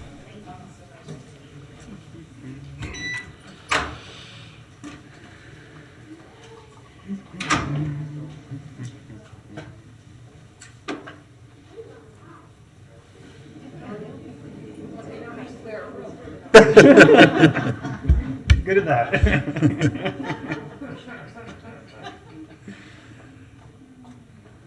All right, Madam Clerk. Our next item is actually BD5, item 200737, Commissioner Hayes Santos, update of urban lighting standards ordinance with a recommendation that staff bring lighting standards ordinance back to the City Commission for first reading with FDOT lighting standards at a later date. When the lighting standards report is complete, come back with an updated lighting ordinance. Thank you, Madam Clerk. I just want to double check. We didn't have anybody sign up for early public comment, did we? No, right, okay. That was my bad, but yeah, I didn't think we did. Okay, Commissioner Santos. Thank you, Mayor. So earlier this year at our General Policy Committee meeting, we gave direction to our staff to work on an urban lighting standards ordinance. My understanding is the kind of ordinance part is pretty much written. It's just waiting on kind of a lighting standard study, which is still kind of months away from being complete. We know that our lights are unsafe, and our development department, our plan review department is reviewing plans and approving large developments on a continuing basis, and they're being approved with unsafe lighting. And to bring those up to kind of better lighting afterwards could cost hundreds of thousands of dollars to do that. I think that we should go with the intermediate step of moving forward with the FDOT lighting standards, and then when we get a lighting study back, we can always just update the lighting standards. I don't know if staff has any kind of thoughts on that. I've had some discussions on it, but with us approving new large developments all the time, I think we need to go with at least a step that can fix the issue in the medium term or short term. Mr. Mayor, Andrew Persons, Director of Sustainable Development. To the Commissioner Hayes Santos's point, we've had some internal discussions between my department, the Public Works Department, and GRU, and we do think that we can move the revised lighting ordinance forward using FDOT Green Book standards, using GRU's existing lighting catalog in the interim, and using the Green Book standards, I think would bump up light levels. We'd be able to address the current code limitation of not allowing light trespass into right-of-ways, which is one of the items that have been brought up by the lighting committee, and move that forward. So I think we're all on the same page. This would be an interim step until the results of the lighting study would come back, at which point then we would go back in and update, probably update the ordinance a second time. So I'd like to move that we direct staff to bring back the lighting standards ordinance using the FDOT lighting standards. Okay, motion and second that we move forward with staff to bring back this ordinance on the FDOT standards. Madam Clerk, anybody signed up to speak to this issue? Okay, seeing no other questions by the commission, all in favor of the motion say aye. Aye. All opposed? Motion passes unanimously with Commissioner Sacco absent. Madam Clerk? Next item, BD 6211426, Commissioner Hayes Santos vehicle noise ordinance, with the recommendation that the commission receive an update on the timeline for Gainesville's proposed ordinance and the state's new vehicle noise reduction law, and take any action that it deems necessary. Okay, Commissioner Hayes Santos. Thank you, Mayor. Staff has been working on a noise ordinance for, I think, some time, years, I think, to kind of fix some of the issues that the Supreme Court ruled were unconstitutional. I think earlier, last year, the state passed a new law on the vehicle noise violations that gives the police department more kind of flexibility. I'd like to hear kind of where we are with enforcing that, and kind of are we going to enforce the state law? And then I think we should still move forward with our own ordinance, because that would give us some flexibility in terms of if we have repeat offenders, we could charge more money as well each time. So I guess hear from the chief or through the manager kind of the status of our enforcement and how we're enforcing it. Good afternoon, Honorable Mayor, Commissioners, City Manager. The update that we have is we were preparing, in fact, have prepared the draft for the agenda item for this particular item. We're putting together the actual slides for it. The update as far as what's actually going on with it is that when we initiated this over a year ago, we made the draft, we had the draft in place. We went forth and removed the components that the state Supreme Court found unconstitutional. We incorporated that into, we took the state statute actually and incorporated that into our city ordinance. The draft that we have is prepared based on that. We were bringing that forward when this past May, the state decided they were going to modify the state statute after several years, and their modifications match what we did. And so right now the state statute and this revision that we recommend for the draft of the agenda of the noise ordinance match almost. The primary difference is that with the state statute, it's a non-moving, it's a civil infraction. With our ordinance, it escalates. It starts off as a fine for the warning initially, a fine, and then it goes on up until you get to the point where it's a mandatory court appearance and or arrest after a fifth incident. That's what in accordance with the noise ordinance. Our preparation, quite frankly, was to come forth and present to you the state statute and the modifications that were incorporated into that, mirror that to what we did in the noise ordinance, and then, quite frankly, have you make a decision. We started enforcing the state statute July 1st. We're issuing warnings up until August 1st. August 1st, we will start citing people, and they will start having to pay a fine.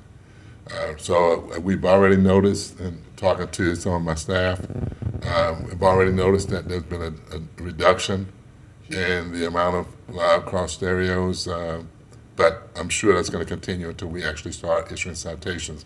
But people are aware of it, and we're trying to make them more aware of it before we actually get to a point where we have full enforcement.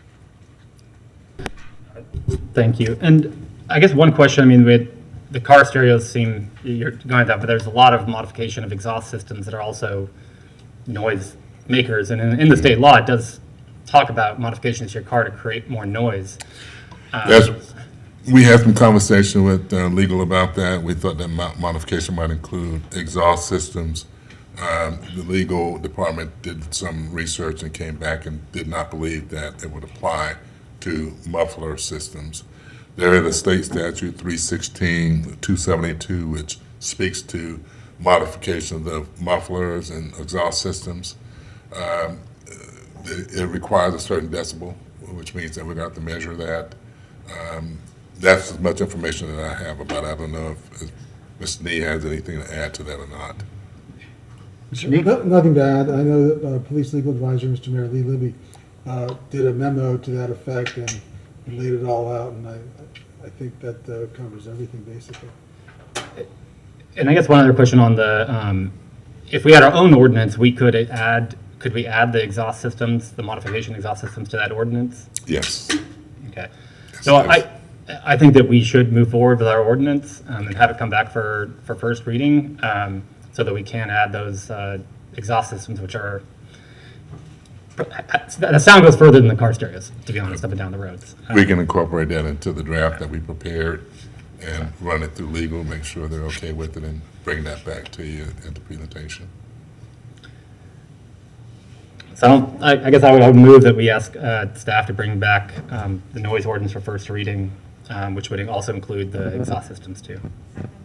Okay, motion and second. Anybody sign up to speak to this? Back to the commission. All in favor of the motion, say aye. Aye. All opposed? Motion passes unanimously. Sacco absent. Thank you, Chief. Madam Clerk.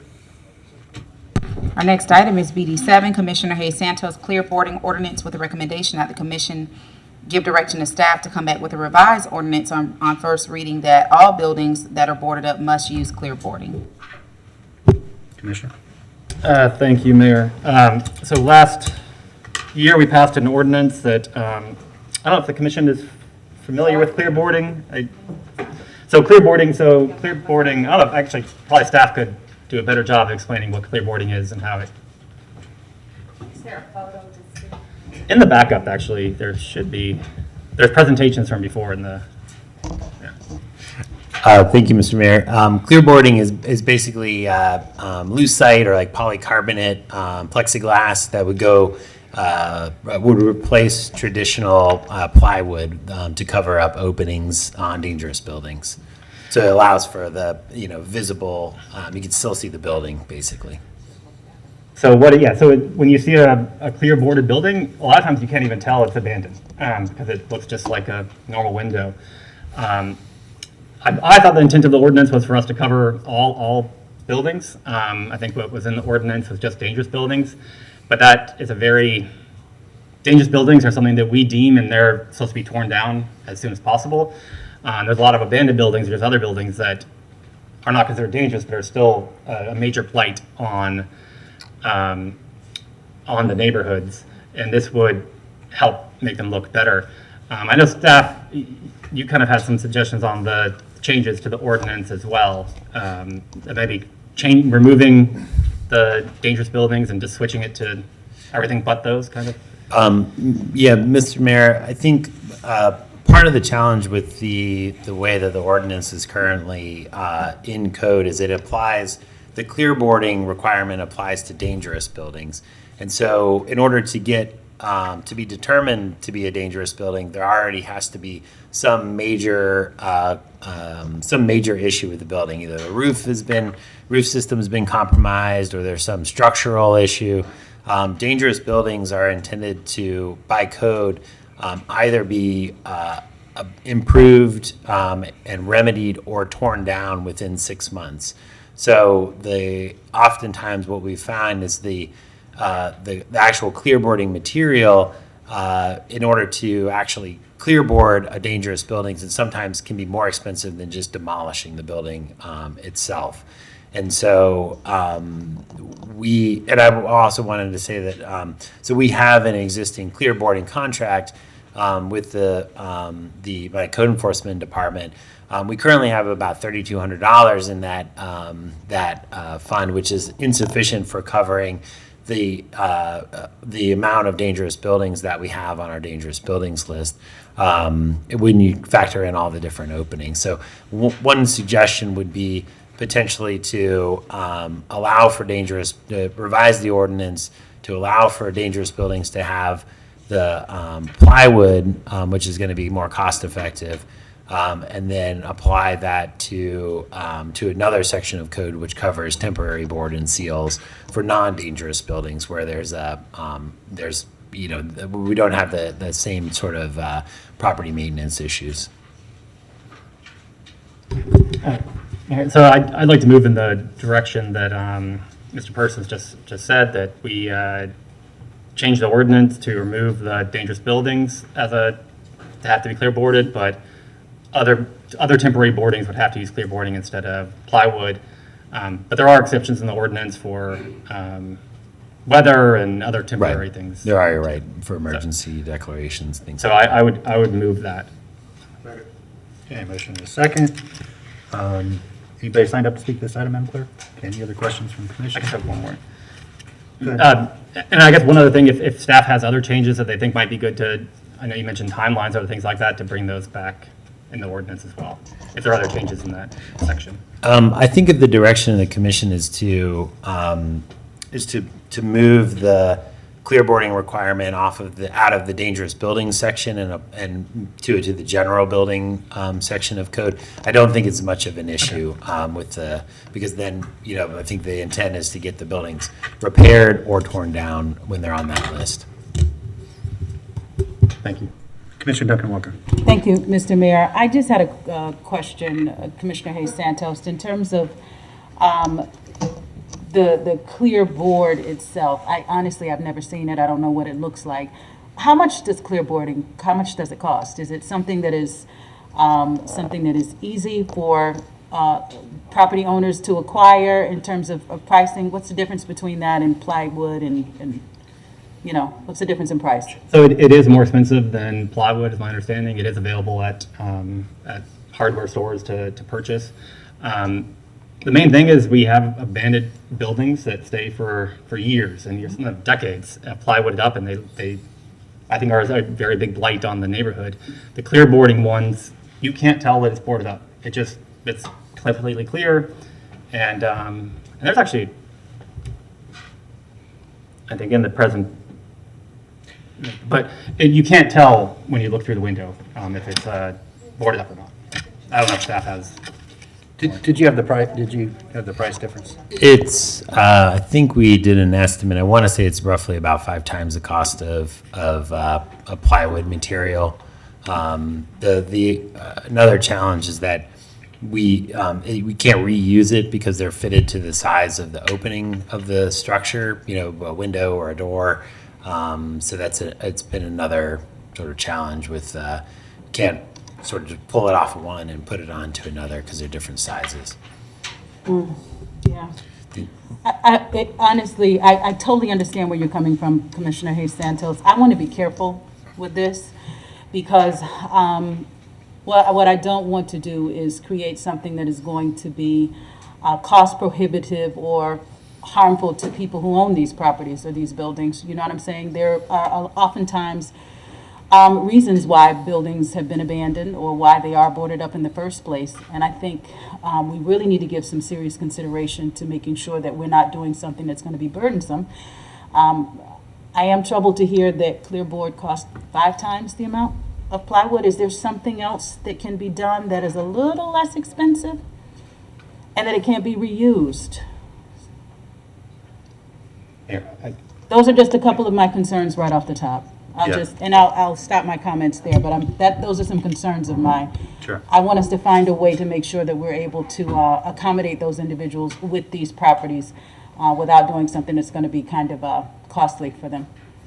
Sure. Commissioner Santos. Yeah, I'm not aware of another product that has the same effects. There is a cost to those property owners, but those property owners are already causing issues on the rest of their neighbors. A boarded up building lowers property values for everyone around there. It's more likely to have crime. There's more likely to, in a boarded up building, people will sometimes go in there and do bad things. In a clear boarded building, you can see through. So the police are more likely to be able to see inside the building and see if there are illegal activities happening inside of those buildings. So it is a higher cost, but I believe that the cost of those boarded up buildings are causing all the rest of the neighbors exceeds the cost. They're inflicting costs on the neighbors right now. And I think anything we can do to make that externality less is something we should do. Thank you, Mayor. Mr. Chestnut. Thank you. Commissioner Hayes Santos, I understand, and I just looked at a picture what it would look like. I'm wondering, instead of revising the ordinance, if we could have staff come back to us with a report on the cost that you said 5 times would be 5 times as much. How many buildings are we talking about? And I'm concerned about the cost to some people who may not be able to afford it when it gets that high. So I'd just like to get a better idea on the cost. Mr. Mayor, we did do an estimate, I think, last year when this item came before the commission.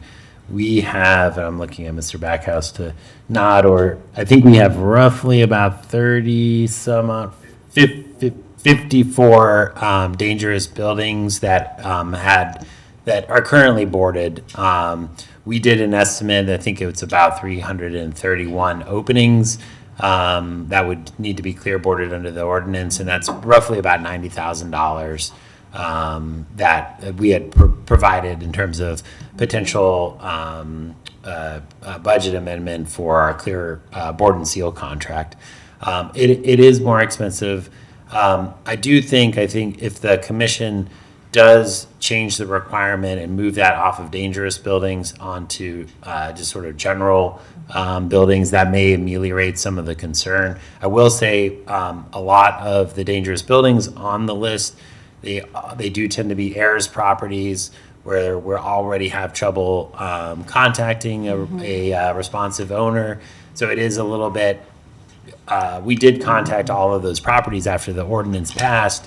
And essentially none of them came into compliance voluntarily, because oftentimes they're already properties that we're having issues with. But I think if the direction of the commission is to shift that requirement away from the dangerous buildings and onto, the Target's a good example. The Target in the bottom of the standard, that is currently plywood boarded.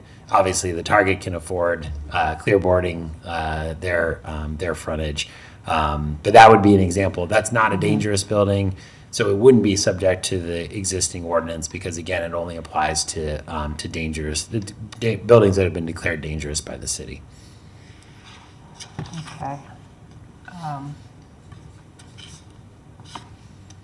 All right, thank you. That was my question. Thank you. Commissioner, and I've got a suggestion after Commissioner Ward speaks. Go ahead, Commissioner Ward. Thank you, Mr. Mayor. So clearboard is available in a variety of thicknesses, just as plywood is. Do we have and I apologize for not knowing this, do we have a specification? What is the spec? Do you know off the top of your head, Pete? That sounds right, about 3/8 of an inch. Okay. So you're looking at, for a 4x8, today's price is hot off the computer. You're looking at a 4x8 sheet is about $200, as opposed to a similar thickness of plywood is probably in the $40 range, is my guess now. So that gives us an idea of what the multiples are. I mean, it isn't, the 5 times isn't, into the thousands of dollars per sheet. It's still in the low hundreds. Sometimes when we say 5 times as much, it sounds like a whole lot more than maybe it is. I feel like that there's got to be a way to, I know what we're trying to achieve. And the current state of things is not good. And we need to do better than that. So there's got to be a way to find some middle ground that,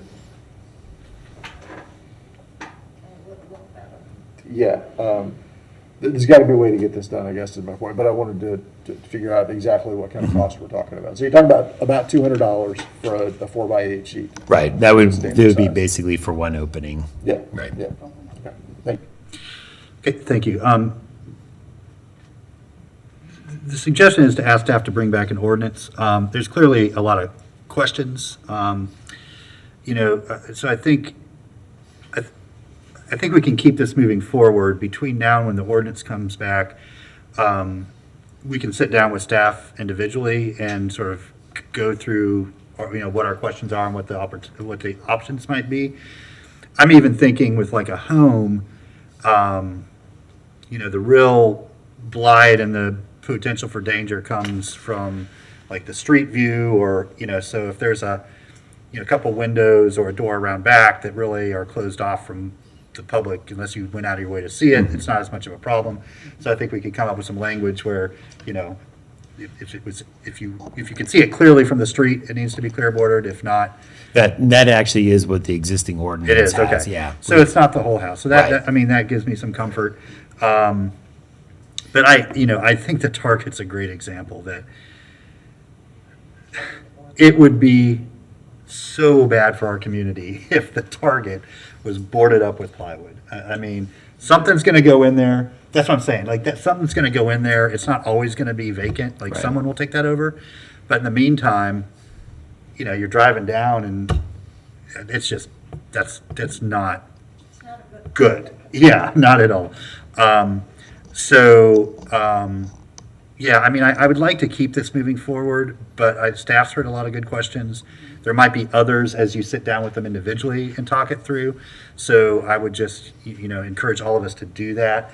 And then, at first reading, if we want to, I mean, we've all been through this. We can amend it a little bit to make it fit what works for everybody at that point. But right now, it's not having the intended effect, I think, that we're believing it would when we first passed it. And that's you learn that as you roll absolutely. things out, right? And Mr. Mayor, I just wanted to say we're happy to provide any data, either through our permitting system or through evaluation from code officers as well, and any information that the commission is interested in seeing. And we're obviously happy to meet and sit down and talk through any of the issues.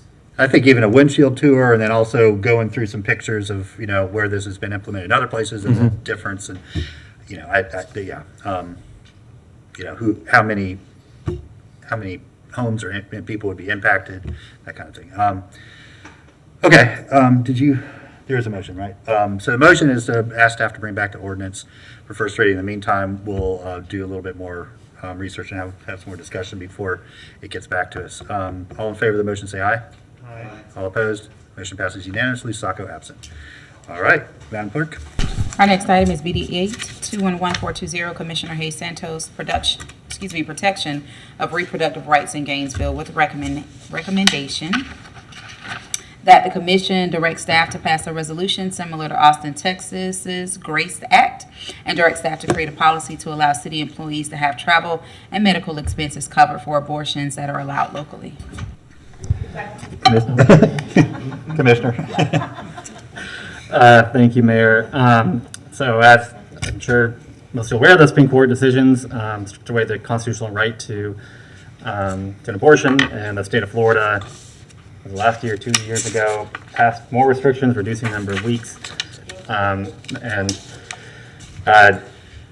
We've seen other states even take more restrictive ones, and I think we need to take proactive action.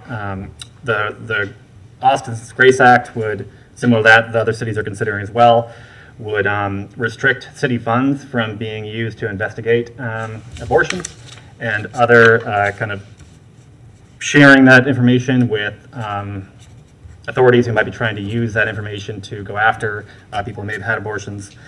That's kind of the first portion of the resolution. The second is that I think it wouldn't be part of the resolution, but we would ask staff to come back with kind of what a policy would look like for the city to cover travel and medical expenses for employees who may have been able to have an abortion previously before the laws were changed, but are not able to now.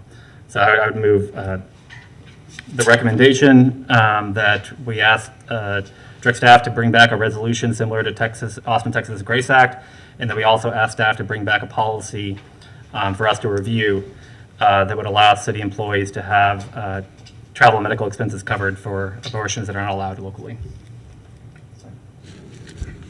Okay, there's a motion and a second. Mr. Mayor, before, if I Please. might, just want to make sure that we can do a thorough research on this and make sure that before we bring it back, we've benchmarked it and worked very closely with the city attorney's office to make sure that we are in line and in order. Absolutely, no question.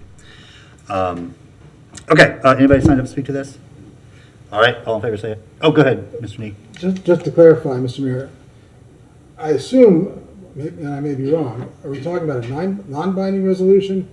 As in your rules specify members of the commission may place advocacy resolutions on the agenda, express positions on matters of importance to the city that do not involve city business.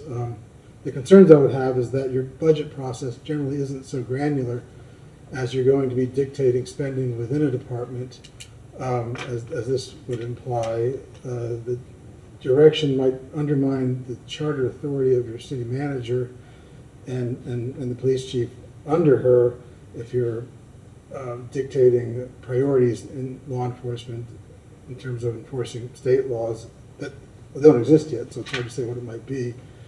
And finally, I don't know that you could have a resolution that's going to be binding upon the budgetary decisions of future commissions. It all sounds like an advocacy type resolution, which I would not, I think is perfectly appropriate for it.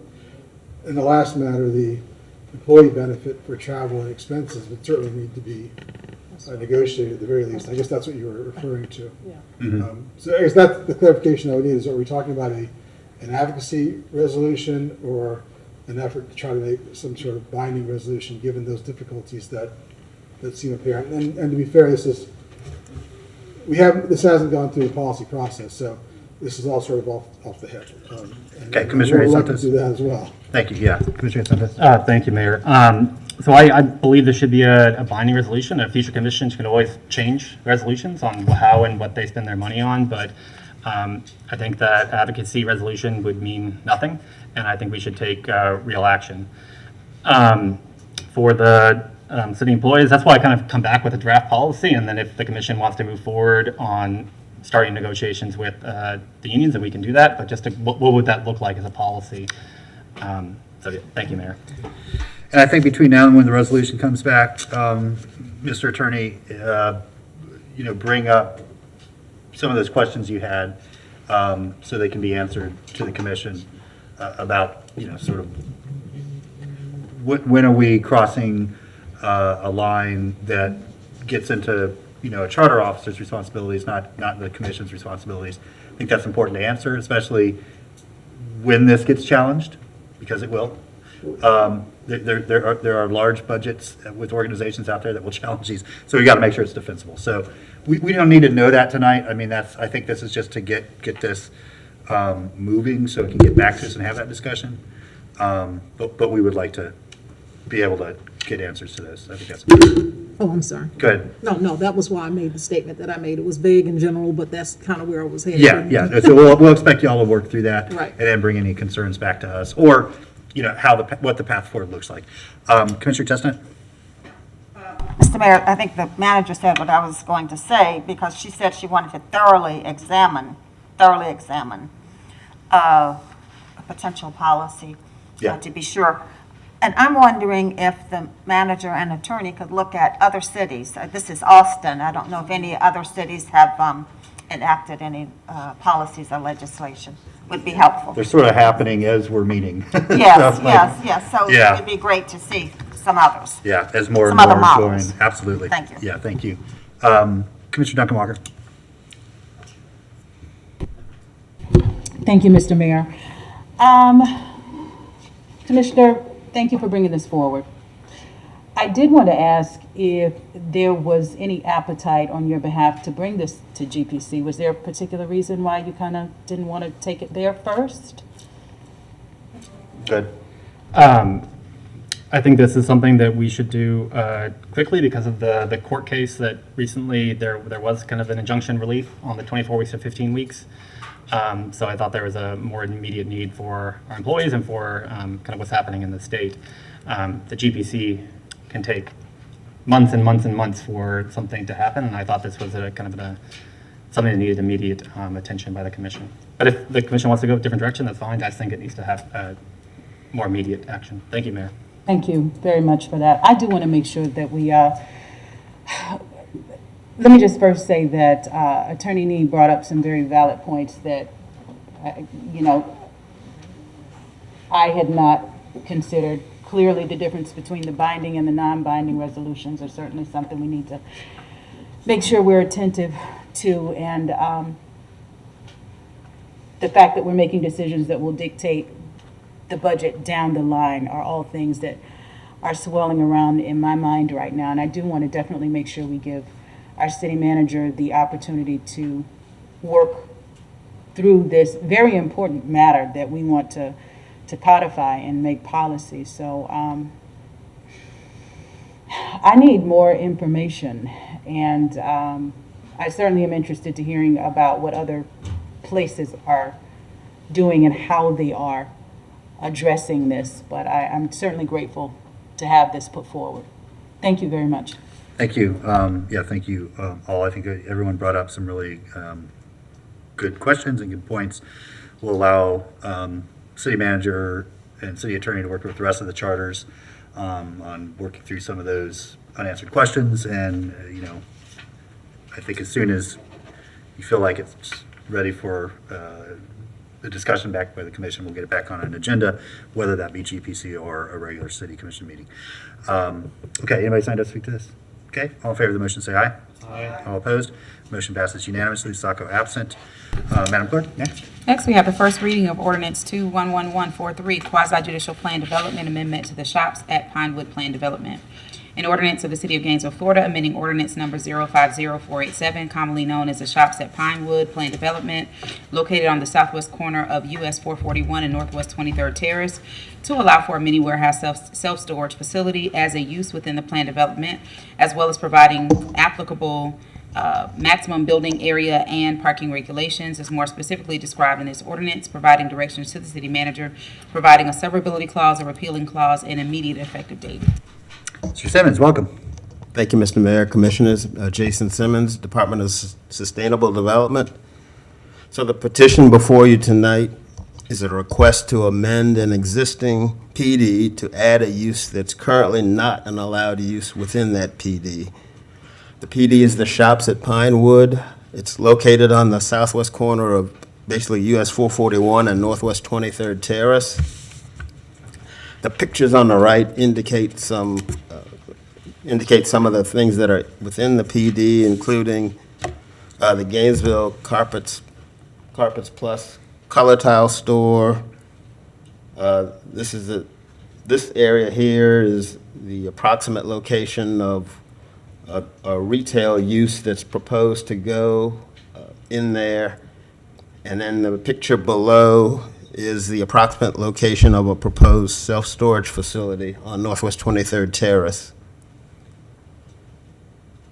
The PD is shown here. It's roughly the 6500 block of Northwest 13th Street or US 441. It's about 5.28 acres in size. The current land use is Planned Use District or PUD, and it has a PD zoning. So again, the request is to allow a mini warehouse self-storage facility as a permitted use within the PD, and also allow a maximum building area square footage to increase from 46,000 square feet to 90,000 square feet to accommodate that self-storage facility. These aerials give you an idea of what's around the subject property, which is located here. You see here the intersection of 441 and State Road 121 with the fire station, the senior center here, the Walmart Supercenter down here, and the shopping center it's just to the south of the subject property.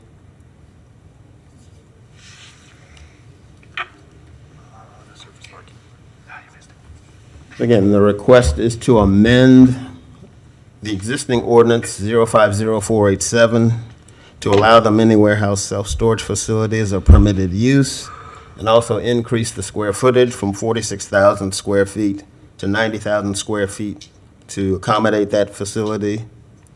The property has been a PD since 1991, when the Gainesville City Commission at that time approved a land use and zoning change on the property for a PD development. The intensity of that development at the time was deemed to be the equivalent of a neighborhood shopping center. That PD, however, was not acted upon, it was not developed, and the PD expired after 5 years. In 2006, a revision to the previously approved PD was adopted under Ordinance 0-06-25. Phase 1 of that revised PD has been completed, including the stormwater management facilities and internal access drives. In addition, a commercial building was also constructed for the carpet and flooring store. For Phase 2, the property owner is proposing a self-storage facility be developed on one of the existing building pads that are out there, and a retail commercial use on the second vacant building pad. Commercial, business, and retail development is currently allowed in the PD, consistent with the general business district or the BUS zoning district. So some of the proposed amendments proposed for Ordinance 050487 include adding the mini warehouse self-storage use to the permitted uses table, as well as to the list of the proposed uses that are allowed within that PD ordinance. Also, proposal for the increase of building area from the 46,000 square feet to 90,000 square feet. Now, this would be reached by multiple stories. The footprint would be no greater than the 46,000 square feet that's currently allowed. And here are some more pictures of the PD area, again, including the proposed location for the self-storage facility. Here's the proposed location of the retail building that would be on 441, although not accessed off of 441.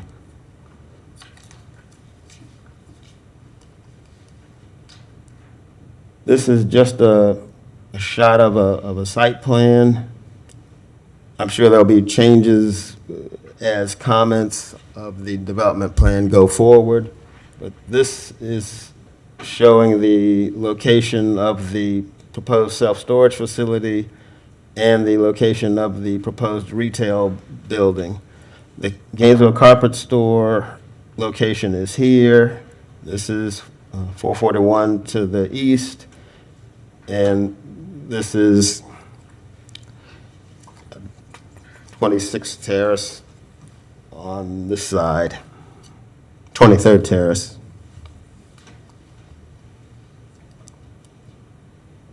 One of the other changes that would be necessary with this proposal, the section of the ordinance E deals with off-street parking and loading facilities within the PD. Because of the low traffic counts that's typical for a mini warehouse type use, we had to add language concerning the parking standard for that type of use. The standard for the PD as a whole is 1 space per 250 square feet of leasable floor area of building constructed. But we're proposing to add, except that for the mini warehouse self-storage use, the parking standard shall be 5 or 1 for the manager's area, plus 1 per 200 bays, whichever is greater. And this standard is the existing standard for many warehouses and self-storage facilities that's currently in the city's land development code within the parking section. Some other shots of the area.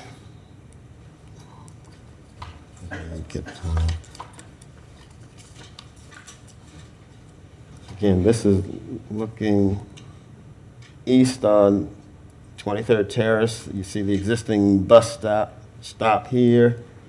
Looking east towards 441. It's the existing stormwater pond here. This is a shot of the shopping center that's located to the south of the PD area. This shot is looking south at the driveway into the site off of 23rd Terrace. The shot looking north into the PD site from the shopping center.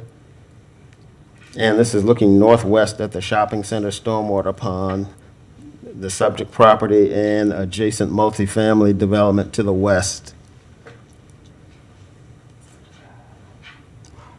Although this is a PD amendment, we do use the rezoning criteria in the land development code to determine whether the proposal meets these criteria.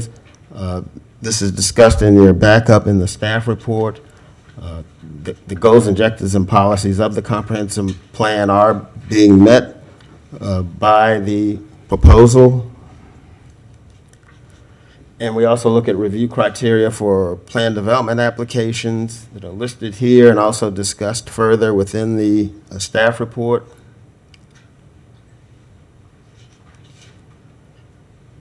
So the result is staff recommends approval of petition LD 22-000006 with the provisions of the previously adopted ordinance still in effect, except where amended by this petition, and with the condition that the request for additional square footage allowed for building area be limited to the mini warehouse self-storage facility and not allowed for any of the other uses that are allowed in the PD. Staff also recommends to the City Commission the adoption of Ordinance 211143. I'll be happy to answer any questions that you might have. A representative of the applicant is also here to answer any questions that you might have. Okay, thank you, Mr. Simmons. Did the applicant want to make their own presentation or add anything to Mr. Simmons? Good evening. Good evening, Mayor, Commissioners. Thank you. Gary Hunter with Holtzman Vogel Law Firm here on behalf of the applicant. I think Mr. Simmons did a really good job. I'm not going to repeat what he said. I think importantly, this was a 1991 approved PUD, of which 4,000 square feet has been built on that since. So, you know, roughly 31 years have gone by, and you know, the site hasn't been used to its fullest extent. CubeSmart is the entity that's going to build the indoor storage facility there. So you all know CubeSmart. I'm sure you've seen their facilities. They're nicely done. It's all indoor AC heated facility. It's not on US 441, so it's removed from the street. And as Mr. Simmons presented, I mean, staff is of the opinion that we meet your code criteria. We, of course, share that opinion. I'm happy to answer any questions any of you have about the site, but otherwise, thank you for your time. Sure thing. Thank you. Thanks for being here. Commissioner Santos.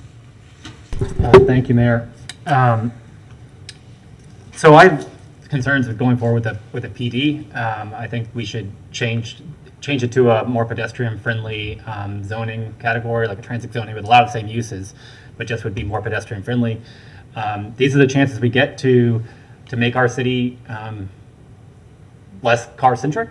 Like I said, this was from the 91, when kind of how cities were designed was a little different. Also, the area of the city was much more kind of suburban. There are multifamily around there, and I think making it more pedestrian-friendly would be helpful. So I would like for us to move forward with a zoning that's not a PD that would allow for mixed use in the future and future redevelopment. This is kind of one of the issues with PDs is they make it very hard for development to happen at times, because if this project falls through or something like that, then it's stuck. When you have a more open zoning, it allows for it to be kind of more naturally developed. So that would be the direction that I would like to go. Thank you, Mayor. Okay, thank you. If that's the will of the commission, I think the appropriate action would be to deny or vote against this first reading and ask the applicant to come back and work with staff on an appropriate zoning that's not a PD. But I'm also looking at a piece of property right on 441, so it's hard for me to get too worked up about it. Commissioner Ward. Thank you, Mr. Mayor. Commissioner Santos, what zoning category were you looking at? Mayor? Go ahead. I think under the transit zones, U8 allows mini storage to be occurred. I mean, I think staff could, I don't know. Yeah, I'm just Bring curious. things up on the fly. I would have concerns with denying it. I think we should ask for an amendment, because if they deny it, then they have to start the process all over again, and have to pay for it all over again as well. And also, I don't think they can apply for another year as well. So if we give direction to have them make a change, I think that might be a better direction. Okay. Attorney for the applicant, I guess you're here to speak for your employer. Is there priority to get a rezoning that would allow for the mini storage unit? And I mean, I guess what I'm asking is if we went forward with a U8 recommendation versus a change to the PD, which would allow them to continue with their project, do you think that would be satisfactory? You want me to respond? Yeah, I've been putting you on the spot. I know you're not on the phone with them. Yeah, no, fair question. I think the only issue from our perspective is one of timing. We've been at this for almost a year. And so, yes, to answer your question, yes, the whole purpose of the amendment is to deal with the mini storage. So the facility out on 441 is going to be no different. It was retail usage, and that's still planned to be retail usage. Mini storage was not allowed, and so this amendment would allow it. I mean, the only thing I would say from Commissioner Santos's motion, in which I'm perfectly respectful of, is just the timing. So if we can keep going and get back here, relatively quickly with that amendment, I have no problem, because we've got to do a second reading anyway. I guess we would just amend the ordinance, and I'd have to ask people smarter than me, Mr. Simmons, maybe, whether we could do it at the next hearing, next scheduled hearing, or soon thereafter, and then there'd be no problem. Okay. So either Mr. Nee or Mr. Persons, if the commission is the will of the majority of the commission, move forward with the U8 as opposed to the amendment to the PD, what would that do to the timeline? I guess the real question is, do we have to re-advertise because it substantially changes the application? I believe we would, yeah. The other issue I'd say is the mini warehouses are not allowed in very many zoning districts in the city. It essentially, when you set aside the U8 and U9 transect zones, it's pretty much industrial or like business automotive, neither of which I think are really in this area. There's some industrial on the north side, but I don't think the commission's will is to want to rezone this to industrial probably, just for the mini warehouse. The U8 zoning would allow for mini warehouse storage and, potentially some of the other issues or some of the other uses out here. But of course, there's also not any U8 zoning anywhere around this area, or transect zoning for that matter. And I'm not sure, do you know how big the property is? 5.2 acres roughly. So it also wouldn't meet the transect 10-acre limit as well. So I don't think that's an option right now. Okay. Commissioner Hayes Santos, I get your intent. I think I'm more inclined to move forward with the application as it was presented. But go ahead. Yeah, thank you, Mayor. I guess we are below the minimum. We could have a PD that just allows U8 to happen. So I'll make that motion. See where it goes. I'll move that we change it to so it's a PD that would allow U8 zoning and other kind of whatever comes with the U8 and yeah. Okay. Is there a second? Because I want to clarify that would not require re-advertising, correct? Because we're going ahead with an amendment to the PD. Yeah, I hear you. I want to get a clarification, though. I would have to look at the advertisement, how it was, depending on how it was written. That would be something that we probably need to work with the attorney's office on. Okay. So I did not hear a second. Motion dies for lack of a second. Commissioner Chestnut. Thank you. Thank you, Mr. Mayor. I am inclined to accept staff's recommendation and move forward.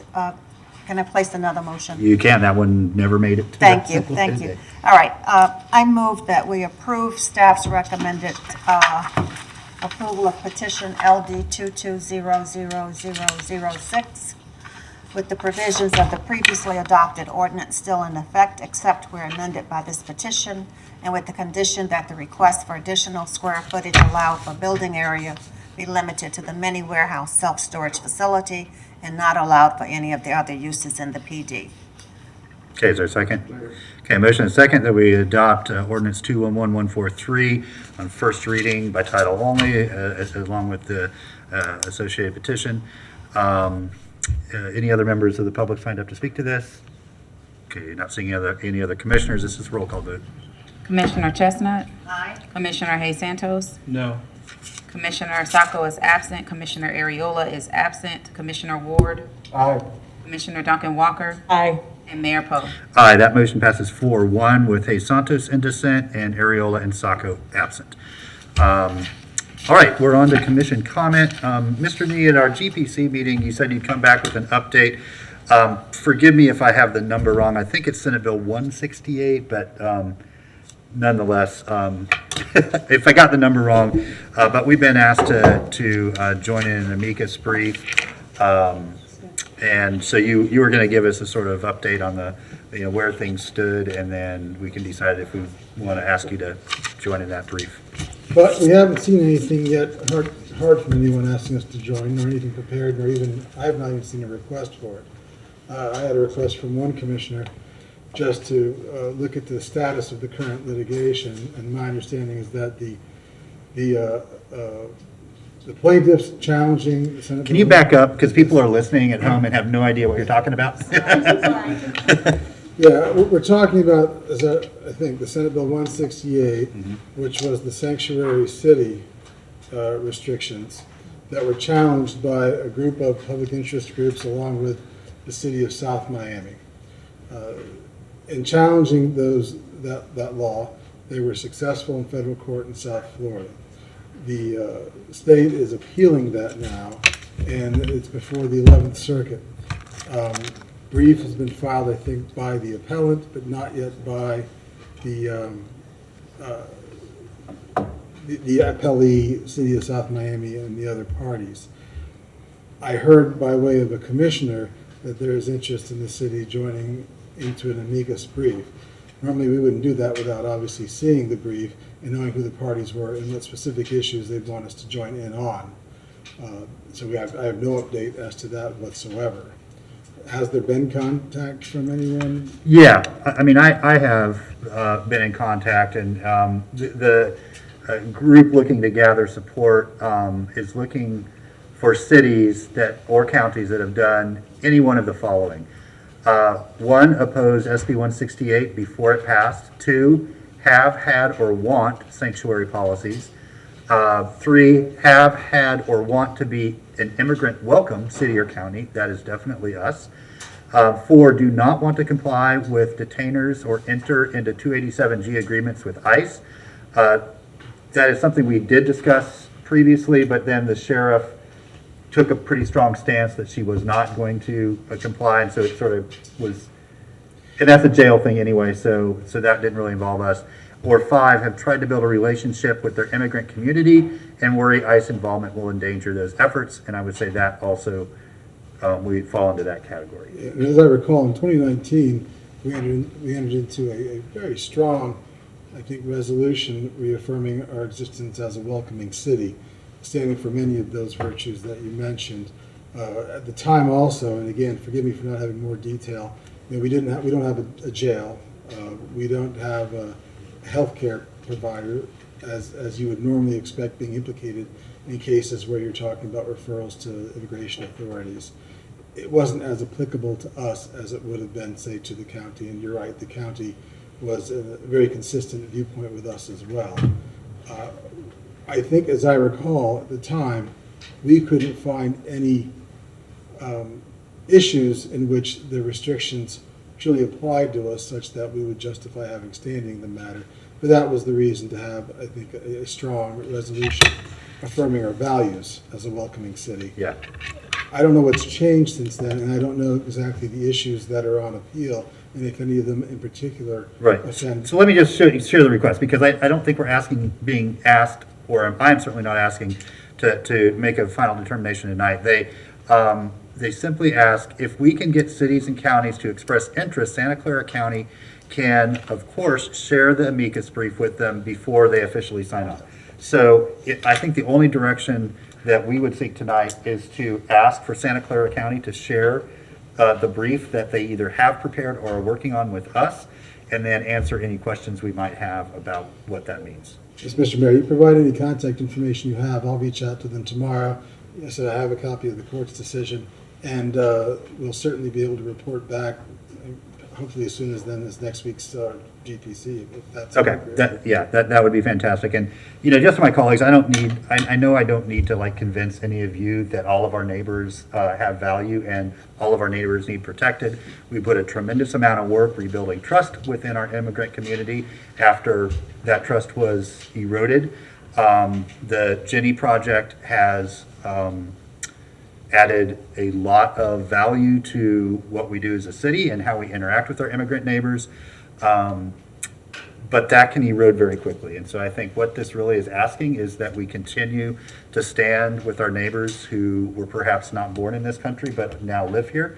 And that if through these challenges we continue to support them and we will protect them and not be party to any sort of unfair or unconstitutional harassment of those neighbors. So, but really, I think you heard the ask here.